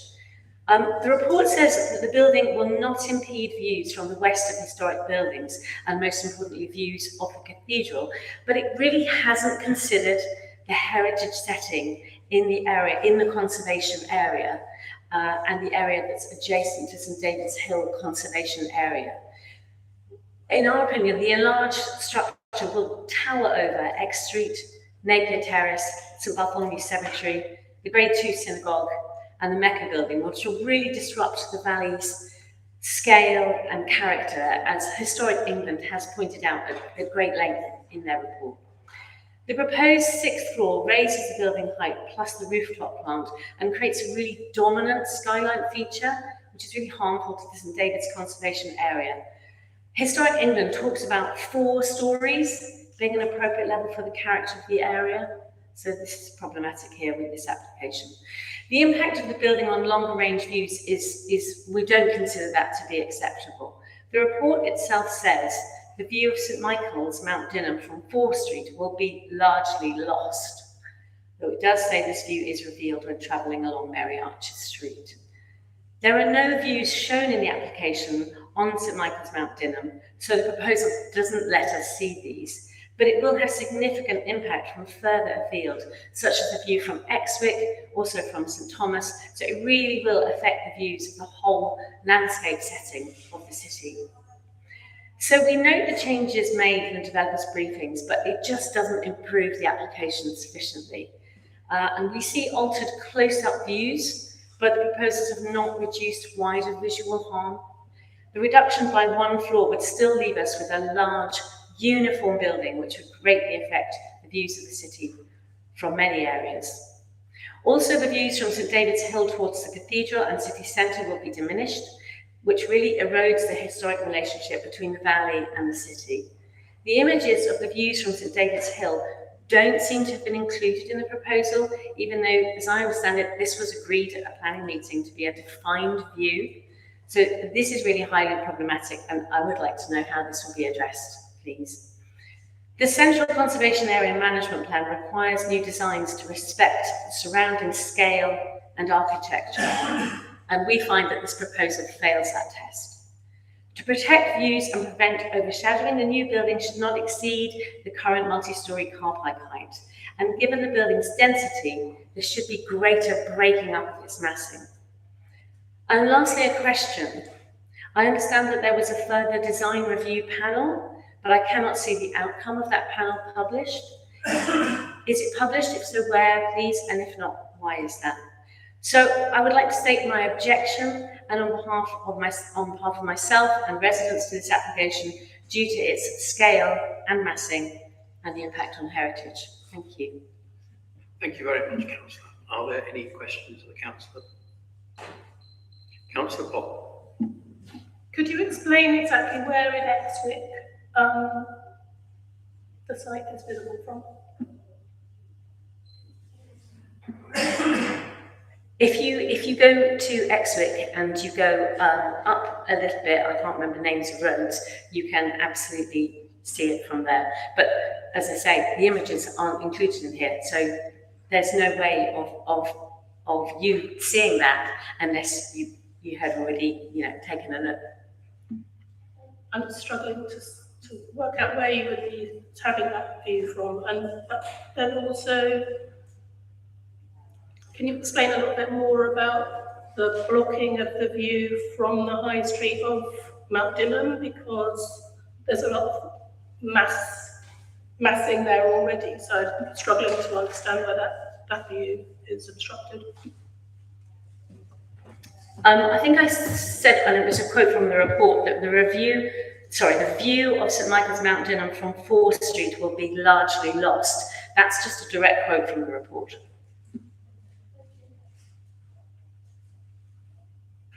Are there any other questions? Councillor Mitchell. Thank you, Chair. This is a co-living development. Have you any views from yourself and your community in regard to the increased use of co-living in this immediate area? Because as already... Sorry, Councillor, that was never mentioned by the Councillor. I'll ask you to ask questions based on the comments that have been made by the Councillor on this. Can I ask a question about the massing, which was mentioned? Of course, that was mentioned in the mention. Do you believe that the massing on this site is needed in order to make it economically viable rather than provide an asset for the city? Thank you. I think that the massing is not necessary. The massing here is to create a structure which will be a co-living building. We don't have the evidence that we need more co-living buildings in our city. If any of you want to have a look at the Gorge at the moment, which is a co-living building which we all know is built in the centre city, there are loads of empty properties in there. And that has been the case since it was absolutely first opened. So yes, absolutely, it's a very relevant question. I don't think the massing is needed in the city. Thank you. Thank you, Councillor Atkinson. You talk about the massing. The existing car park is 6 stories high. Sorry? So and they've now agreed to reduce the height of the building. So I'm just wondering, how credible that is, what you're saying about the effect of the massing. Thank you. Yes, as I said towards the end, the new building, in our opinion, should not exceed the height of the current multi-storey car park, which my understanding is that this new building proposed would do so with all the plant on the rooftop. Thank you. There being no further questions, thank you very much indeed, Councillor Reid, for your contribution. Now moving on to Councillor Moore, please, also speaking under Standing Order 44. Thank you, Councillor. As with other speakers, you have 5 minutes. You may start whenever you're ready. Thank you. Thank you very much. Just to address the last point, Block A is 4.5 metres higher than the existing car park. But I've got other points I'd like to raise with the committee. The reorganisation of the internal accommodation is noted. They aren't meant to be student blocks, while there's going to be 10% of the accommodation is going to be for students. So it's not designed for student living, it's designed for long-term living apparently. But if you look at the ratio of rooms to kitchen space, it's still abysmally poor. There's no space for food storage. Where are you going to fit a number of fridges? I'm really concerned that it's not going to be a habitable place to be. I quite like the changes on the corner. The new corner feature stepped entrance is quite interesting to add some, bit of interest to the building. However, I'm really concerned about this. The entrance point is going to be kept further up the street because obviously it's not wheelchair accessible, up some steps. So I fear that this is going to become a redundant space and attract antisocial behaviour.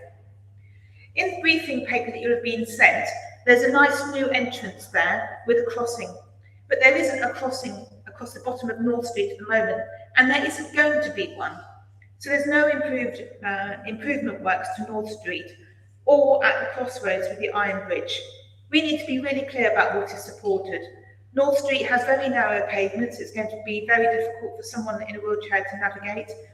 And the very large junction is very difficult. It's oddly shaped. It's designed for traffic. It's not designed for pedestrians and cyclists who already have difficulty crossing at bottom. I know from my discussions that residents and businesses in North Street want to see improvements to this junction. We also need to know if the proposed Section 106 will actually happen. I appreciated the email from the developer to highlight to me that there'll be £151,000 worth of Section 106 for public and open spaces, which is much needed money because it'll put pressure on particularly the cemetery. But I do think the planning committee does need to be asking the developer if they're going to honour these commitments in a timely way. I understand the developer of the Prince Wales, which is the developer of the Prince of Wales development, has severely dragged their heels in payment of 106, which is holding up improvements to local infrastructure. I would like to see a condition of Section 106 as an early payment so that the council can see these contracted sums and the community benefit if they don't come forward. Hopefully you can correct me if I'm wrong on this, but I'm really concerned. I appreciate the discussion between the developer and the synagogue. They've been in touch with me to say that they appreciate the extra drop-off point and the disabled drop-off point. However, I do feel it needs to be conditioned as a formal arrangement with the synagogue so that it's secured in the long term so that they have use of one car parking space to enable them to be able to drop off things that they need for worship and also for people who aren't able to walk so far. Finally, I want to bring your attention to the local housing needs assessment. It's very clear, it says there's no role for co-living in Exeter. The proposal scale of 297 units is disproportionate and unsupported by robust local demand evidence. The draft Exeter plan indicates that co-living accommodation is a private rented sector, but must contribute to a broader housing mix and affordable housing objectives. The Frank Knight co-living demand report provided by the applicant makes no reference to the Exeter local needs housing assessment in 2024. Instead, it is an assumption based on other sources. And the MPPF, paragraph 62 and 63, really emphasises that planning policies and decisions should reflect the type and size and tenure of housing need for different groups in our community. This is a mono-tenure application. It's not policy compliant. And throughout the report, just finally, I want to bring your attention to the fact that the report highlights the tilted balance, which gives you little choice in the application. But I would like to know from the planning team about the document that it submitted to the planning inspectors, EVBH04A. It says there's a 5-year housing land supply from April 2027. Last year we had a report which said of the 1st of the 4th 2025 that the housing supply was 4.4 years and 3 months. So we're right slap bang in the middle of those two dates. It is not clear that we definitely don't have a 5-year housing supply. There's no evidence that we have, given the approvals over this municipal year, that the council doesn't have a 5-year housing supply. Thank you very much, Councillor. Questions, please?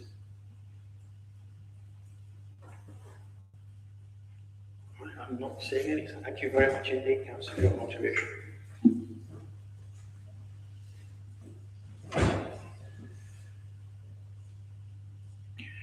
Our next speaker is Mr. Keith Lewis, Chairman of the Exeter Civic Society, speaking on behalf of the objectors.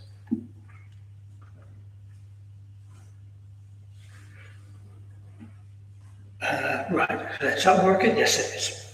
Right, good evening, and thank you for allowing me to speak as opposer, but let me be clear. The Civic Society welcomes the redevelopment of this site, even though we prefer to see family homes to help those on the council's housing waiting list.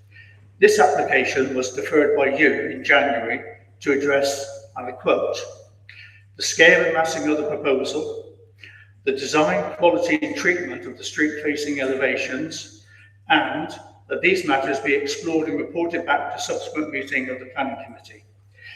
So here we are tonight. So, when new plans were received in March, we were shocked to see that despite the loss of the top floor of Block B, the proposal still included 297 rooms, no change. This has, of course, been achieved by the loss of residential amenity space. Is this something you expected? We doubt it. Hence our email to the evidence we sent to you setting out the loss. And if you had time to read the latest officer's report, you would not guess that there had been any reduction in amenity space. But we now believe it to be below the recommended level set by the London Plan Guidance, the only guidance available and quoted by authors in this and other recent co-living applications. In the January 26th report, it states, the range of community amenity spaces, the quantum arrangement and locations are also considered to accord with the aims of the Exeter Local Plan First Review, Policy DG4 and Emerging Plan Policy H6. So, how is now a significant reduction in amenity space acceptable? The officer's report issued has errors, citing the level of accommodation being provided based on the plan submitted in March. He states that the development has a range of spaces, including a media room, laundry, private event space, and outdoor amenity space on the roof of both blocks. There is no media room, no laundry, no private event space, or outdoor space on the top of Block B. And there is nothing in the officer's report, update report, to correct this. But recent new plans do include a laundry space. I was shocked to read the report, that in the report, the London guidance may be afforded minimal consideration, as it is not adopted by the council, and that lower levels of amenity space may be acceptable. This is the officer's report. This seems to acknowledge that the proposed amenity space is below the London Guide and encouraging you to accept that. This represents a gross deviation from previous report in January and that of the police and magistrate site where the London Guide was accepted as being a good benchmark. It has also demonstrated a lack of inconsistency and possibly a desperation to get this application approved. I hope you will challenge the applicant and the planning officer to explain why a reduction of amenity space is acceptable. The current situation is a win-win for the developer. One less floor to build, reduced construction costs, but the same number of rooms and the expected income levels will remain the same. I would ask you to condition any approval to meet the minimum standards established in the London guidance, including the ratio of kitchen spaces. Since the officer's report, the applicant has submitted 2 sets of new plans. One published last Monday and one published today. 43 extra drawings submitted today. New elevations, adjustments to the plans. This seems undemocratic and democratic, but there is no time for responders to assess any changes. We were not informed, and I doubt whether you were either. One significant issue lacking from the proposal are any independent toilets in the community areas, any toilets for staff, or adequate hygiene facilities in catering areas, as required by the London Guide. You should ask that these are conditions. The securing of the gate for the route from North Street to Mary Archer Street is another inconsistency. For the police station site, you ask that gates be removed for public safety, prevent dead ends. Will you review this proposal? The developer proposal that these be locked. Whilst it is for you to decide whether the appearance of the building have sufficiently improved, Historic England still considers the appearance of Block A to be not good enough, not achieving the high quality expected for such a sensitive location. The Civil Society agrees. Thank you. Thank you very much, Mr. Lewis. Right, questions, Mr. Lewis, please? Councillor Pole. Yeah, so when the item was deferred, I wasn't expecting a reduction in the number of units. So given that being a constant, sorry, I can't hear very well. Can you just repeat that? Oh. When the item was deferred, I wasn't expecting a reduction in the number of units. It's a brownfield, challenging site. I just wonder, in your opinion, is the reduction in massing preferable to maintaining the same amount of internal amenity space for the residents? Because I think keeping it, I think sort of one obviously is going to. Just wonder, do you think the reduction in massing is the reduction in height of B, maintaining the amount of amenity space inside? I think the height reduction in B is welcome. It would have been nice if A had been reduced as well, but it hasn't. It's your decision to decide whether that's acceptable. I think you accepted that Block A being the height that it was acceptable last time around. I didn't attend the meeting. But I don't suppose any of you, as councillors sat here today, thought that by changing the elevations, the developer would also reduce the amount of amenity space afforded to the people that will be living there in the future. So just to go back to my question, do you think it's the reduction in, given if the number of units delivered have to be delivered as a constant, would you say the reduction in massing outweighs the internal reduction in amenity space, or would you say that you think a more livable amenity would warrant more massing? Obviously, the reduction in massing is welcome, but it's got to be a balance for putting the same number of units into the same site. Personally, I would say that you have to think about people's long-term lives. People could be living here. There's no restriction on how long they can live in these places anymore under new legislation. And therefore, having the appropriate level of amenity space is probably more important than the scale of the building. Thank you, Councillor Banyard.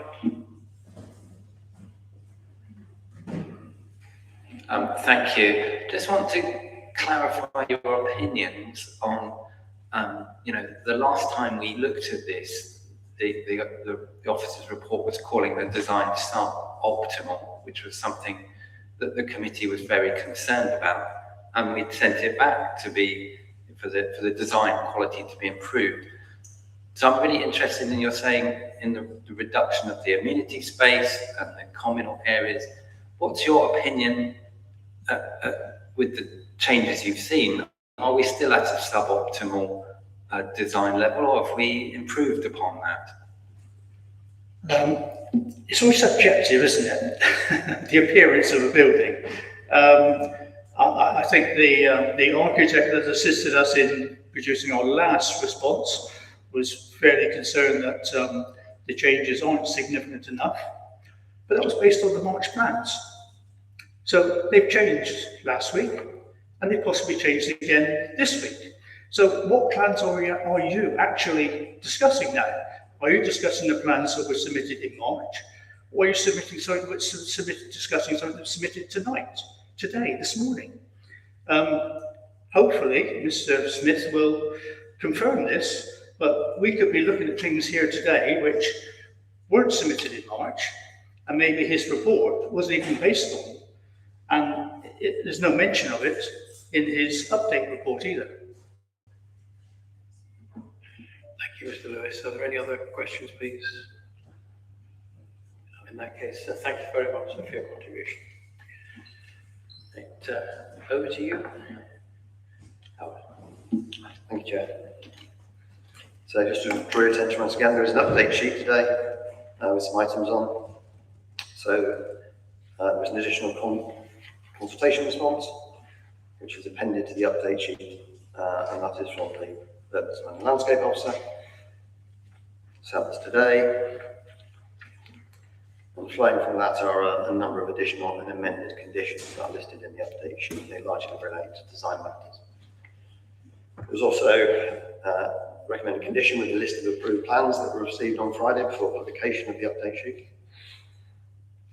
And those listed there are 43 plans in that set, as you've heard.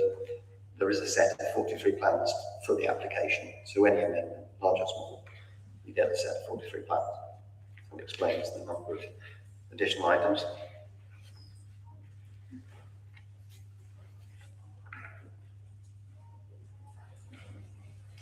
So as has been mentioned, that's the resolution from committee in January, is to go in and scale and massing, design quality and treatment of the street facing elevations and report back.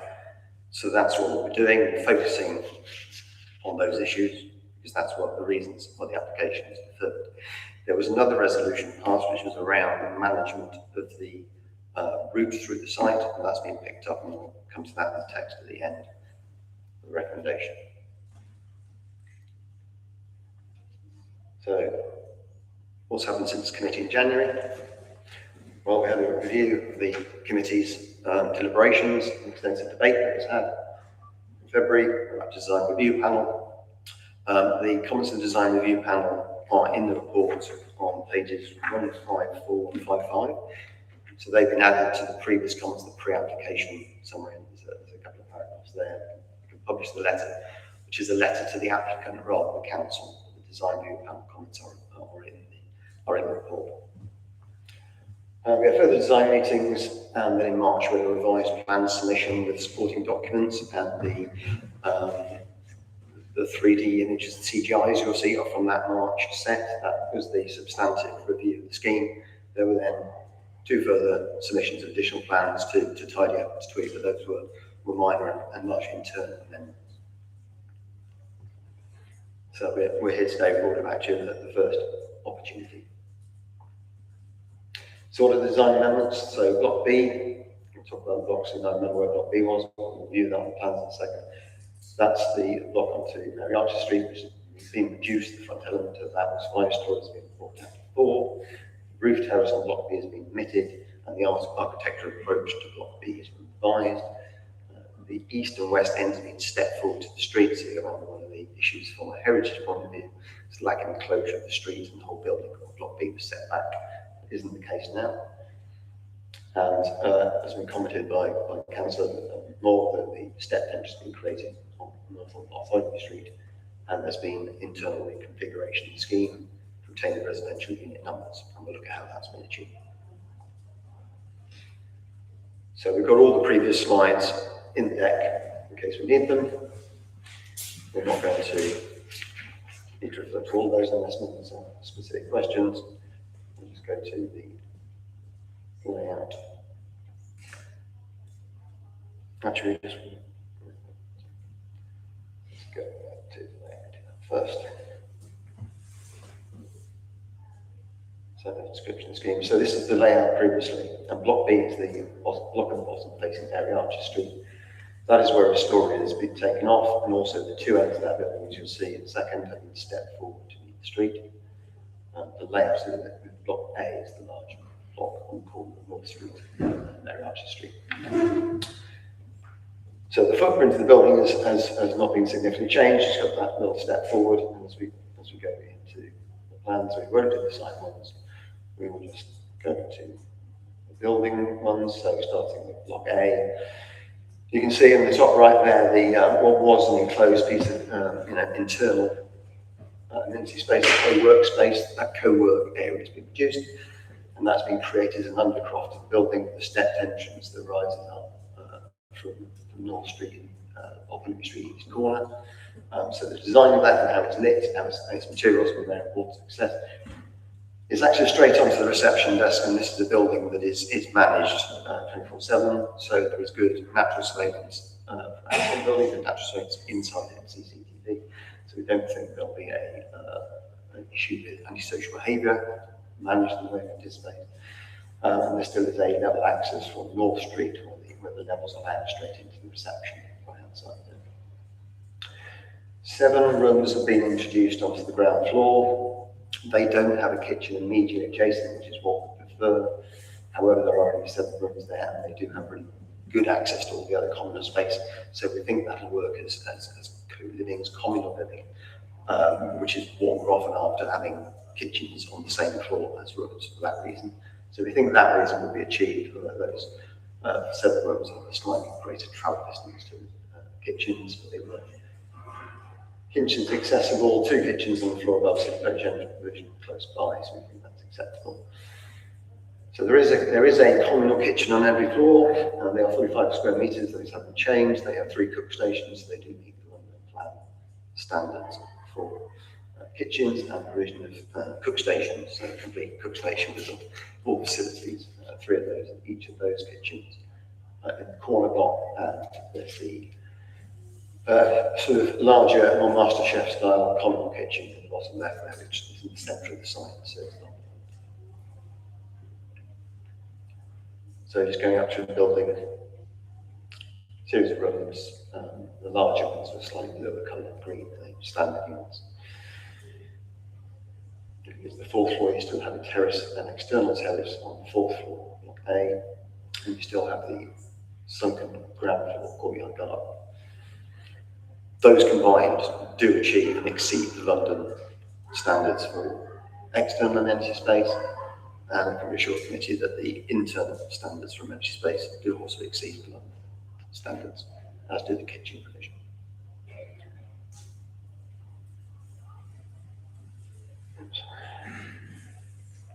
The roof level. So block B, there's been more change. You can see the 2 ends have been brought forward to meet and to follow the line of the street. So as you progress down Mary Archer Street, you will have the feeling of the building that does approach the street and does shuffle as it goes round. There's been a large sort of reception space and a larger kitchen diner on the ground floor that will serve more common bigger groups.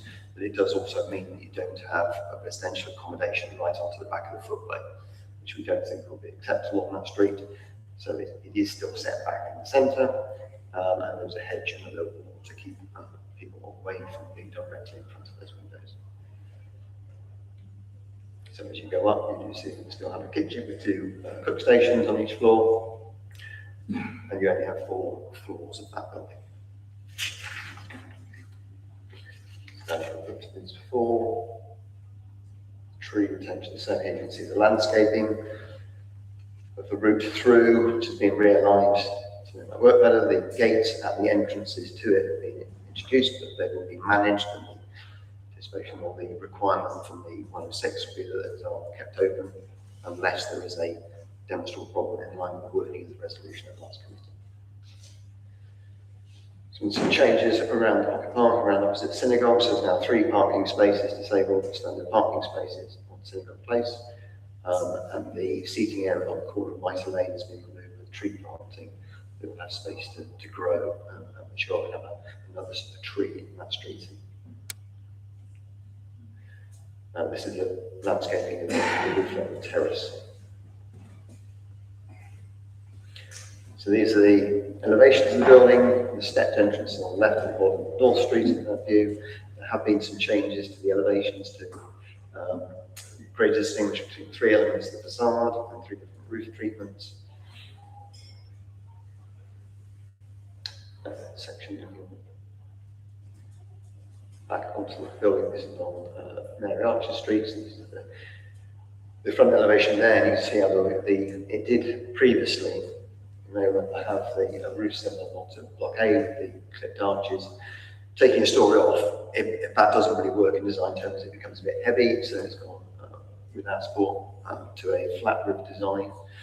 And again, you've got these two elements that step forward, a different window design to distinguish them, sort of break up that block. Section down North Street, you can see the change in the levels there, and see the stepped entrance and how that works in under the block. And again, there've been some treatments, changes to the treatments, banding the materials and treating the roof to improve the appearance of that. So it's going down North Street, so you've got the alleyway cut through to the rear of the site on the left, with an archway built over. Got active uses along the ground floor of the reception, co-working spaces and stepped entrance on the right. In the centre there, there's one large window which is going to incorporate a display case. Hopefully there will be one. We do expect there to be archaeological remains on site of great interest, much of which will go off to the museums, but we hope there will be an opportunity to display items of interest on that site, as was done at the Arms House at Princess Anne, so we can retain some of the archaeology on site, operating just in the street as well. Section through the building goes through the central courtyard garden, the room terrace on Block A, and the alleyway. So to Mary Archer Street, the landscape plants has been resolved, and there are 6 trees in pairs in that group, and the conditions suggested to secure the details of the tree pits and they can grow to maturity. Excuse me, Chair. Sorry, it's really difficult to hear.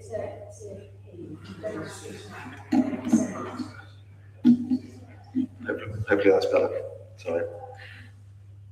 So, I don't know, Mark, if you want to come in and talk about Block B, but this has been quite substantially resolved. So, as I say, we've lost the clip roof, and we've got a different window treatment that works well with this block.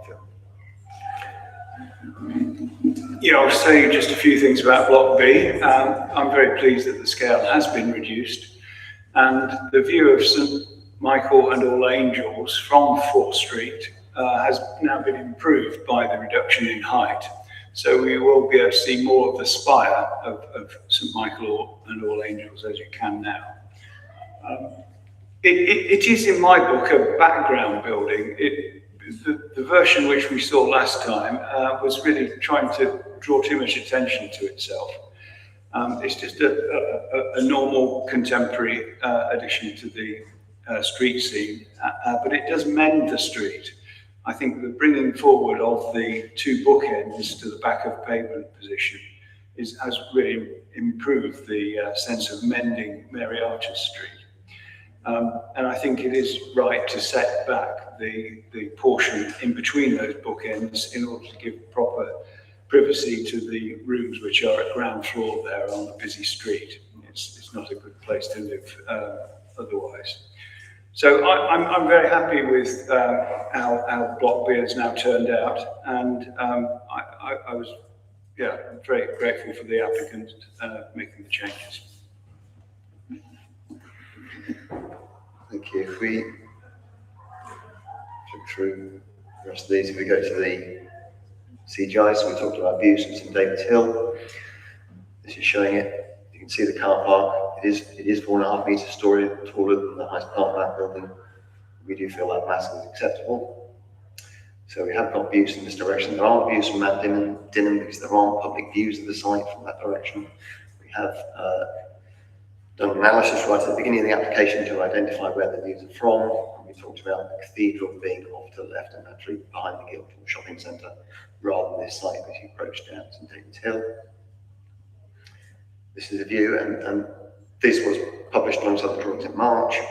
They are still true to the application. The later amendments were not minor amendments and internal amendments. And you've got a view of the corner showing how the steps work, how the planter has been resolved to a lower level, and how the tree pits will work in front of that building, and how trees can be planted in a landscape belt. This is a view where taking a story off the building, has improved the site of Dinham Church in the background there. And as the report says, you can see the spire of it. The building will obscure largely, but you do as you go down the street, and obviously as you arrive at the end, that view is still revealed. So you have, you still have the spire leading you down there, and a reveal of the view as you go down the single street.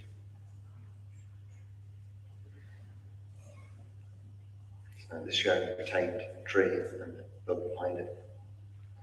And this looking back up from Bartholomew Street East, so you can see the building both on the left and the street frontage on Bartholomew Street East, but also Mary Arches Street on the right. There's now space for a tree to mature in that gap in the entrance to Mitre Lane. And this is the building looking down North Street, obviously the bridge, the footbridge removed. So the key planning issues are set out in the report. We're returning because it was deferred on these reasons, and that's why the presentation is focused on those. Still retain the benefits of the scheme, but with the improved design and reduced mass in Block B. So there is still some harm to the conservation area, but we believe this is a much improved application, and that harm is much reduced from the scheme you saw before. So it still secures the same contributions. You'll notice the wording that would be secured in the 106 for the permissive path is changed to reflect the committee resolution that was passed at the last meeting. The section 106 is a legal contract, so it can be enforced through a slow payment or non-compliance. There are routes of enforcement of the legal agreement as a contract. So the application is still recommended for approval, but at this time, we're offering committee, we think it is a much improved scheme, particularly in respect of Mary Arches Street, reduction in height and the redesign of that element of the scheme and the landscaping of the scheme. Thank you, Howard. Members, do you have questions to the officer relating to the presentation you've just seen? Councillor Mitchell first, then Councillor Ross. Thank you, Chair. Just 2 points I could take up. In your report, you talk about this being a car-free development, and it's welcome that the car club initiative is included in the S106, but you're less decisive in your report about excluding them from residence parking schemes. You're not making a condition, it's something we could consider. I'm surprised that if it is a car-free development, they should not be included with the number of people there in a residential parking scheme in that area because of the limited nature of parking in that area. So beyond that one. The other one is in relation to local policy H5 at the moment on over-concentration of use in a given area. Whilst we're talking about Mary Archer and 4th Street, we haven't, and though we've mentioned it in your report of other examples where we've already granted permission, but they are not yet developed. This is a worry with this site as well, I would have thought, is the impact on the Harlequin Centre redevelopment, which is also co-living, whether that, in your view, represents along that stretch of road an over-concentration of this type of development.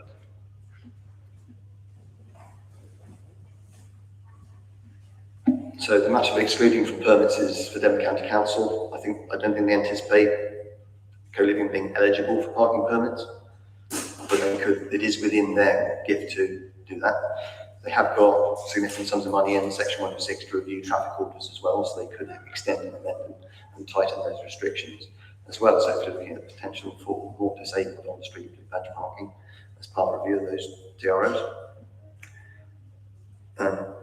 We've dealt with the issues of concentration previously. The number of units hasn't changed. It was the reason for the last time. So we haven't sort of covered that in the presentation. It remains as what we feel it's acceptable. Not to be forgotten that this will bring a lot more people to live in this area, and that is a positive thing for the city centre economy. And it is a type of development suited to the nature of a city centre site. Another reason I raised it within the visualization is we've got no impact going up at 4th Street up to where they were Harlequin Centre, where they're all concentrated in that given area. That was one of the reasons I wanted to raise it, whether we've got a visualization of the visual impact of that development against this new development.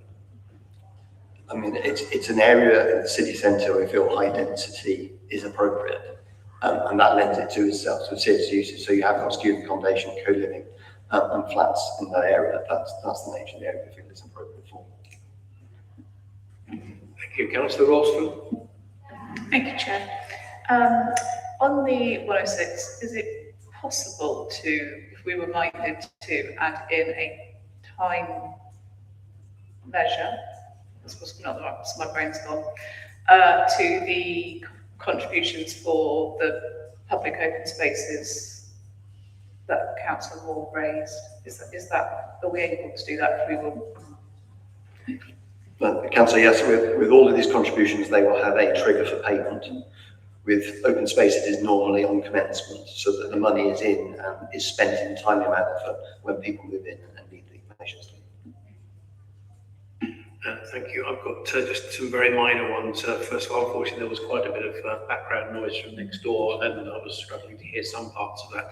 Can you, again, confirm absolutely that this new design still does meet what we call the London plan, that the size of rooms and the amount of amenity space and the amount of outdoor amenity space do satisfy those points in the plan? And my second question relates to the rising bollards at the disabled parking. Can you give an indication as to how those are controlled, when they will be risen and when they will be lowered, and no opportunities for people to stand on them whilst they're rising and Instagram? Yes, I can confirm that the outdoor and internal amenity standards meet the London Plan standards and exceeded. The amenity standards in the previous scheme with an extra were more than double the London standards. So whilst the amount of external amenity and some of the internal is reduced, it's still above the London standards. The parking spaces on the site are private parking spaces that are managed by the applicant. I'm sure they've taken note of the issues with people standing on them. The control of them can be part of the management plan, but they are private spaces for them to manage. And there will be an opportunity for the synagogue to negotiate with them about the use of that space when they need it for meeting. I understand the synagogue and the applicant are in contact, but yes, it is a private matter between those two companies. Thank you very much. Councillor Banyard.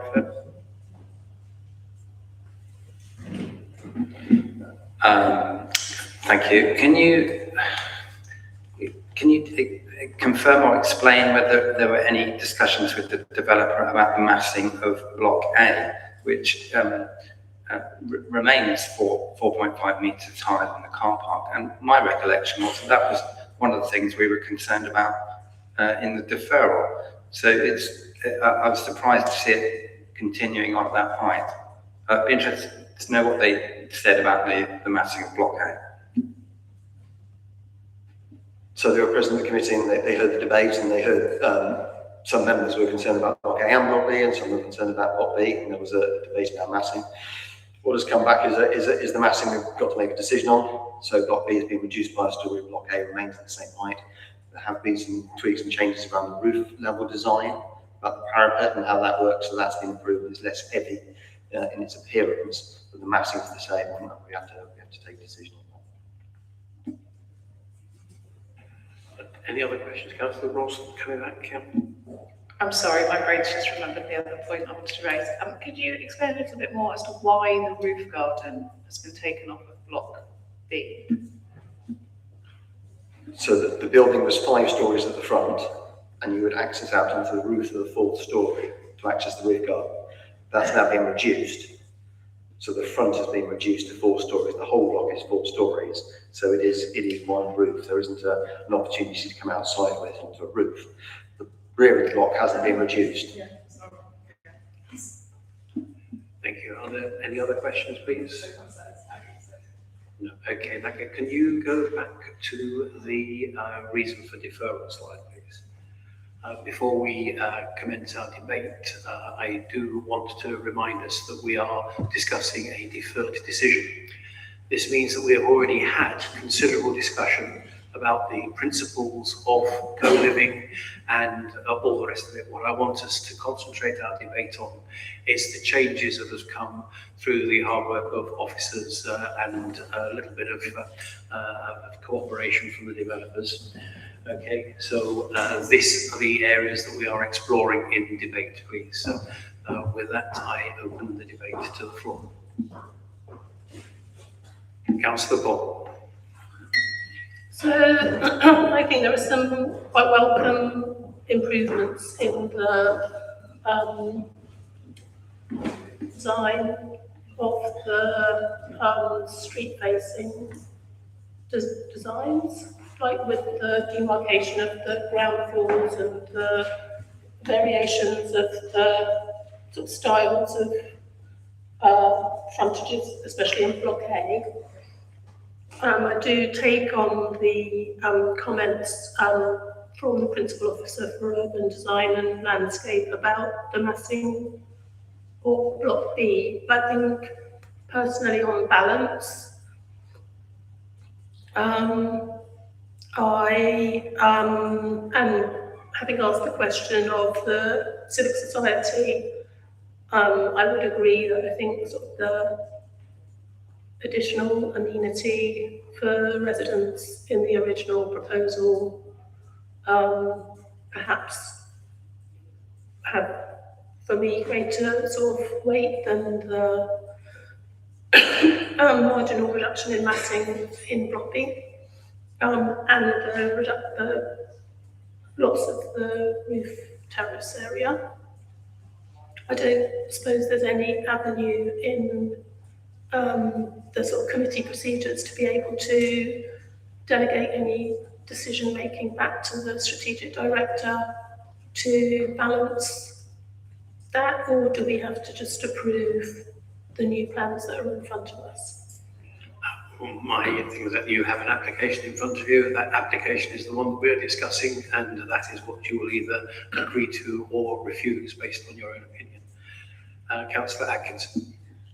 Yeah, can I say that I do welcome the reduction in the height in Block B and the setting back, because I think, you know, that's a vast improvement. Also, disabled bays by the synagogue. So it seems to me that the developer has listened to our concerns from last time, and I think any slight rise in height above the current massing, if you like, on Block A is kind of acceptable. So I think the massing issues have been addressed, and I feel that this is something I can now support. Thank you, Councillor. Any other contributions, please? Councillor Banyard.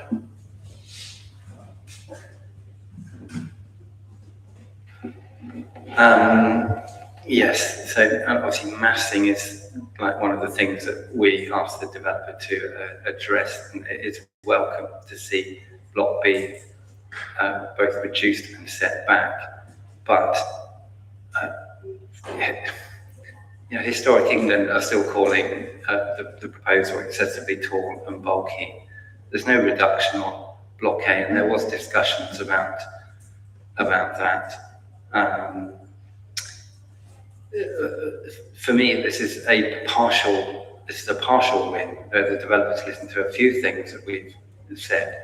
Now, I don't think there's probably any appetite for deferring this again and asking them to redesign this. So, if this is the application that we're looking at, then I'm left with only one choice for me, that this is going to be declined by me because of massing on Block A that hasn't been properly addressed, and is still a problem for Historic England and civic society.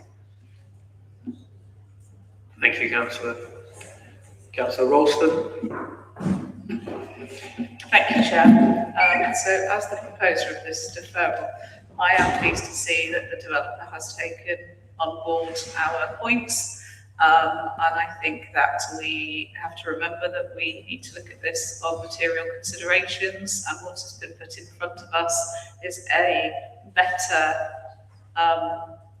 result than the one we saw previously. I know it wasn't part of the deferral, but I'm pleased that the developer is making contact with the synagogue and having conversations around parking spaces, which wasn't part of that sort of deferral. So it's obvious that they were listening to what we had to say, and obviously they have to balance that against making sure that it's cost effective and fits with what they need.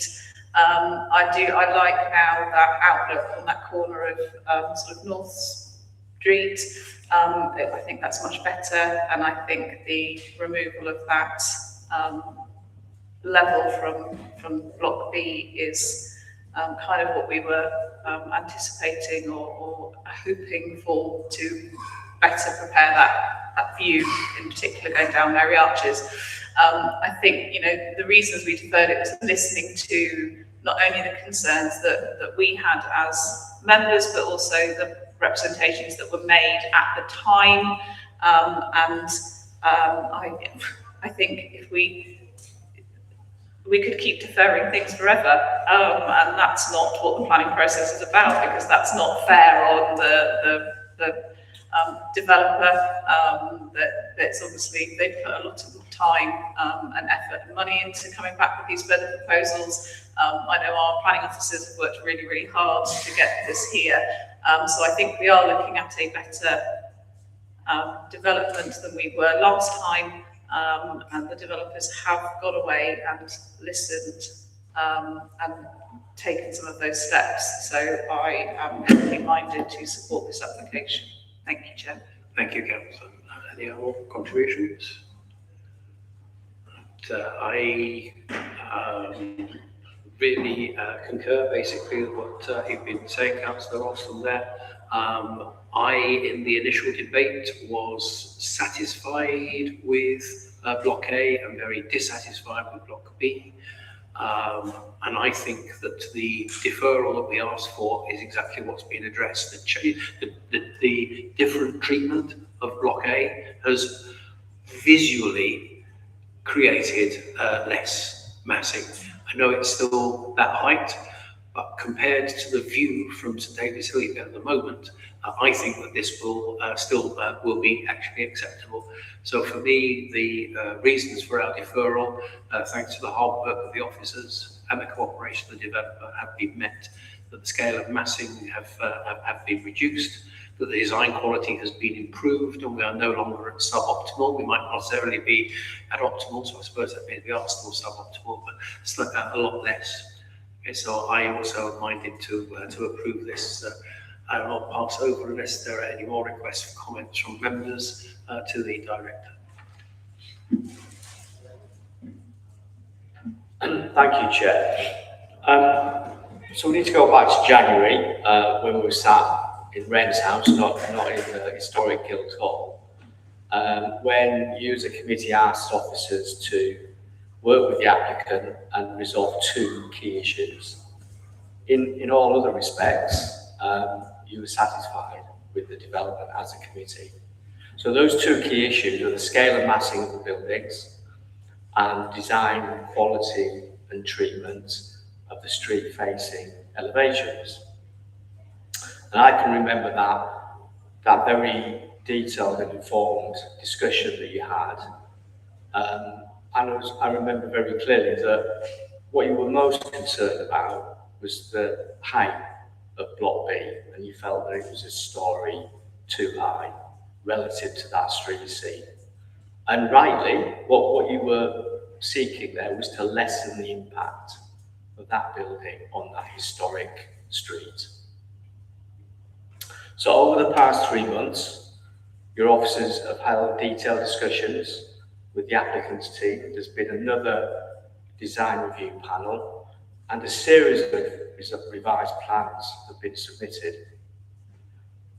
What that's resulted in is a reduction from 5 to 4 stories of Block B and further articulation of that Mary Archer's street frontage. And those changes have substantially reduced any harm to those heritage assets. And that harm still remains to be less than substantial.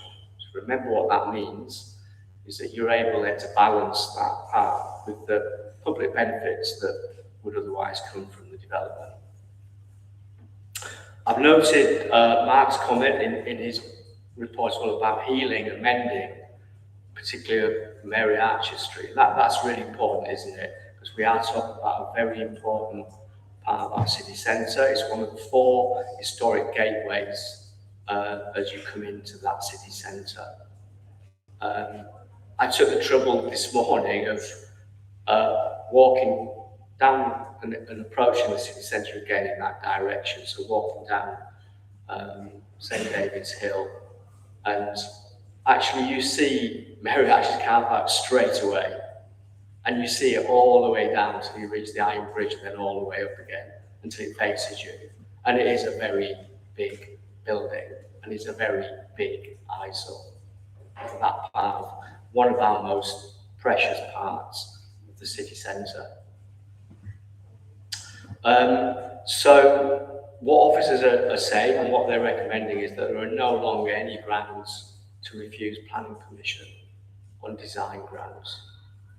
There's been further improvements as well to blockade, although that wasn't the principal concern that you had.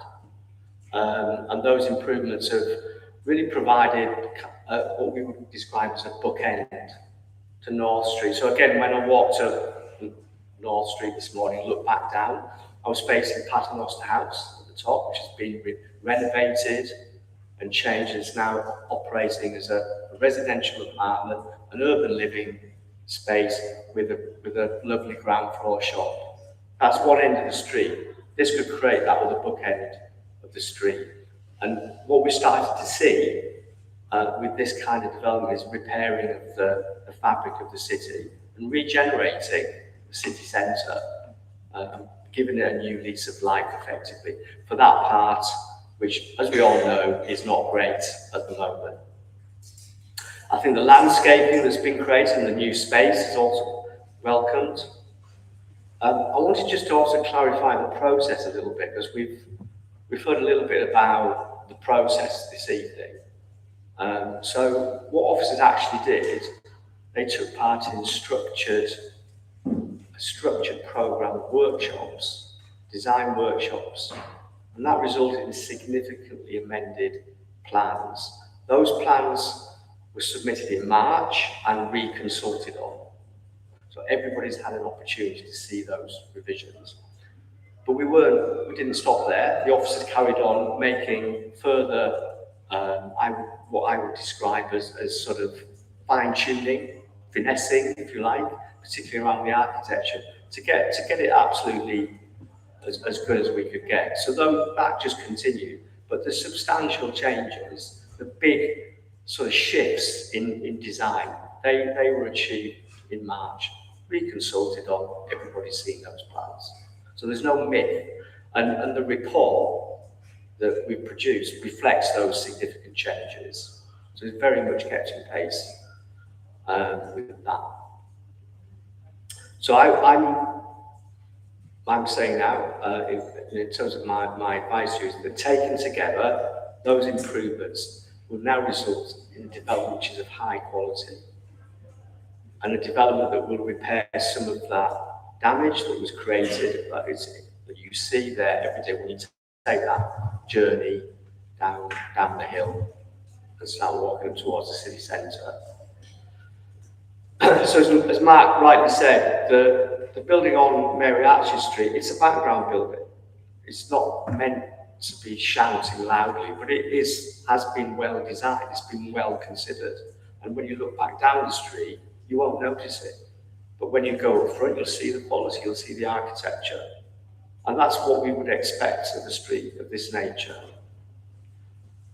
And as I say, the context for this is what we see there today, which I don't think anybody can argue is harmful to that historic setting, and whichever view you look at it from, it's harmful. So this is repairing some of the fabric of the city, and it will bring significant benefits with it, which would outweigh any residual harm that you might feel is still there.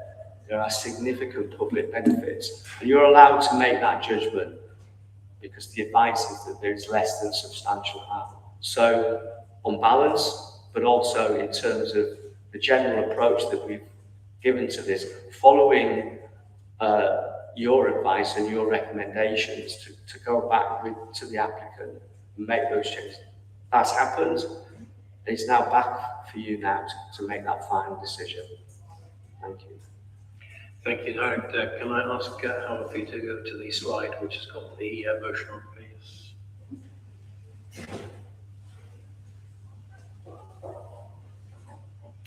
Okay, so I'm now moving the motion that you see before you, that we delegate to Head of City Development to grant permission, subject to the completion of the legal agreement of the Section 106. I'm asking for a seconder for that. A seconder from Councillor Olson. Sorry. That being the case, I'm now moving to the vote, and I'm asking for a vote of those in favour of the motion.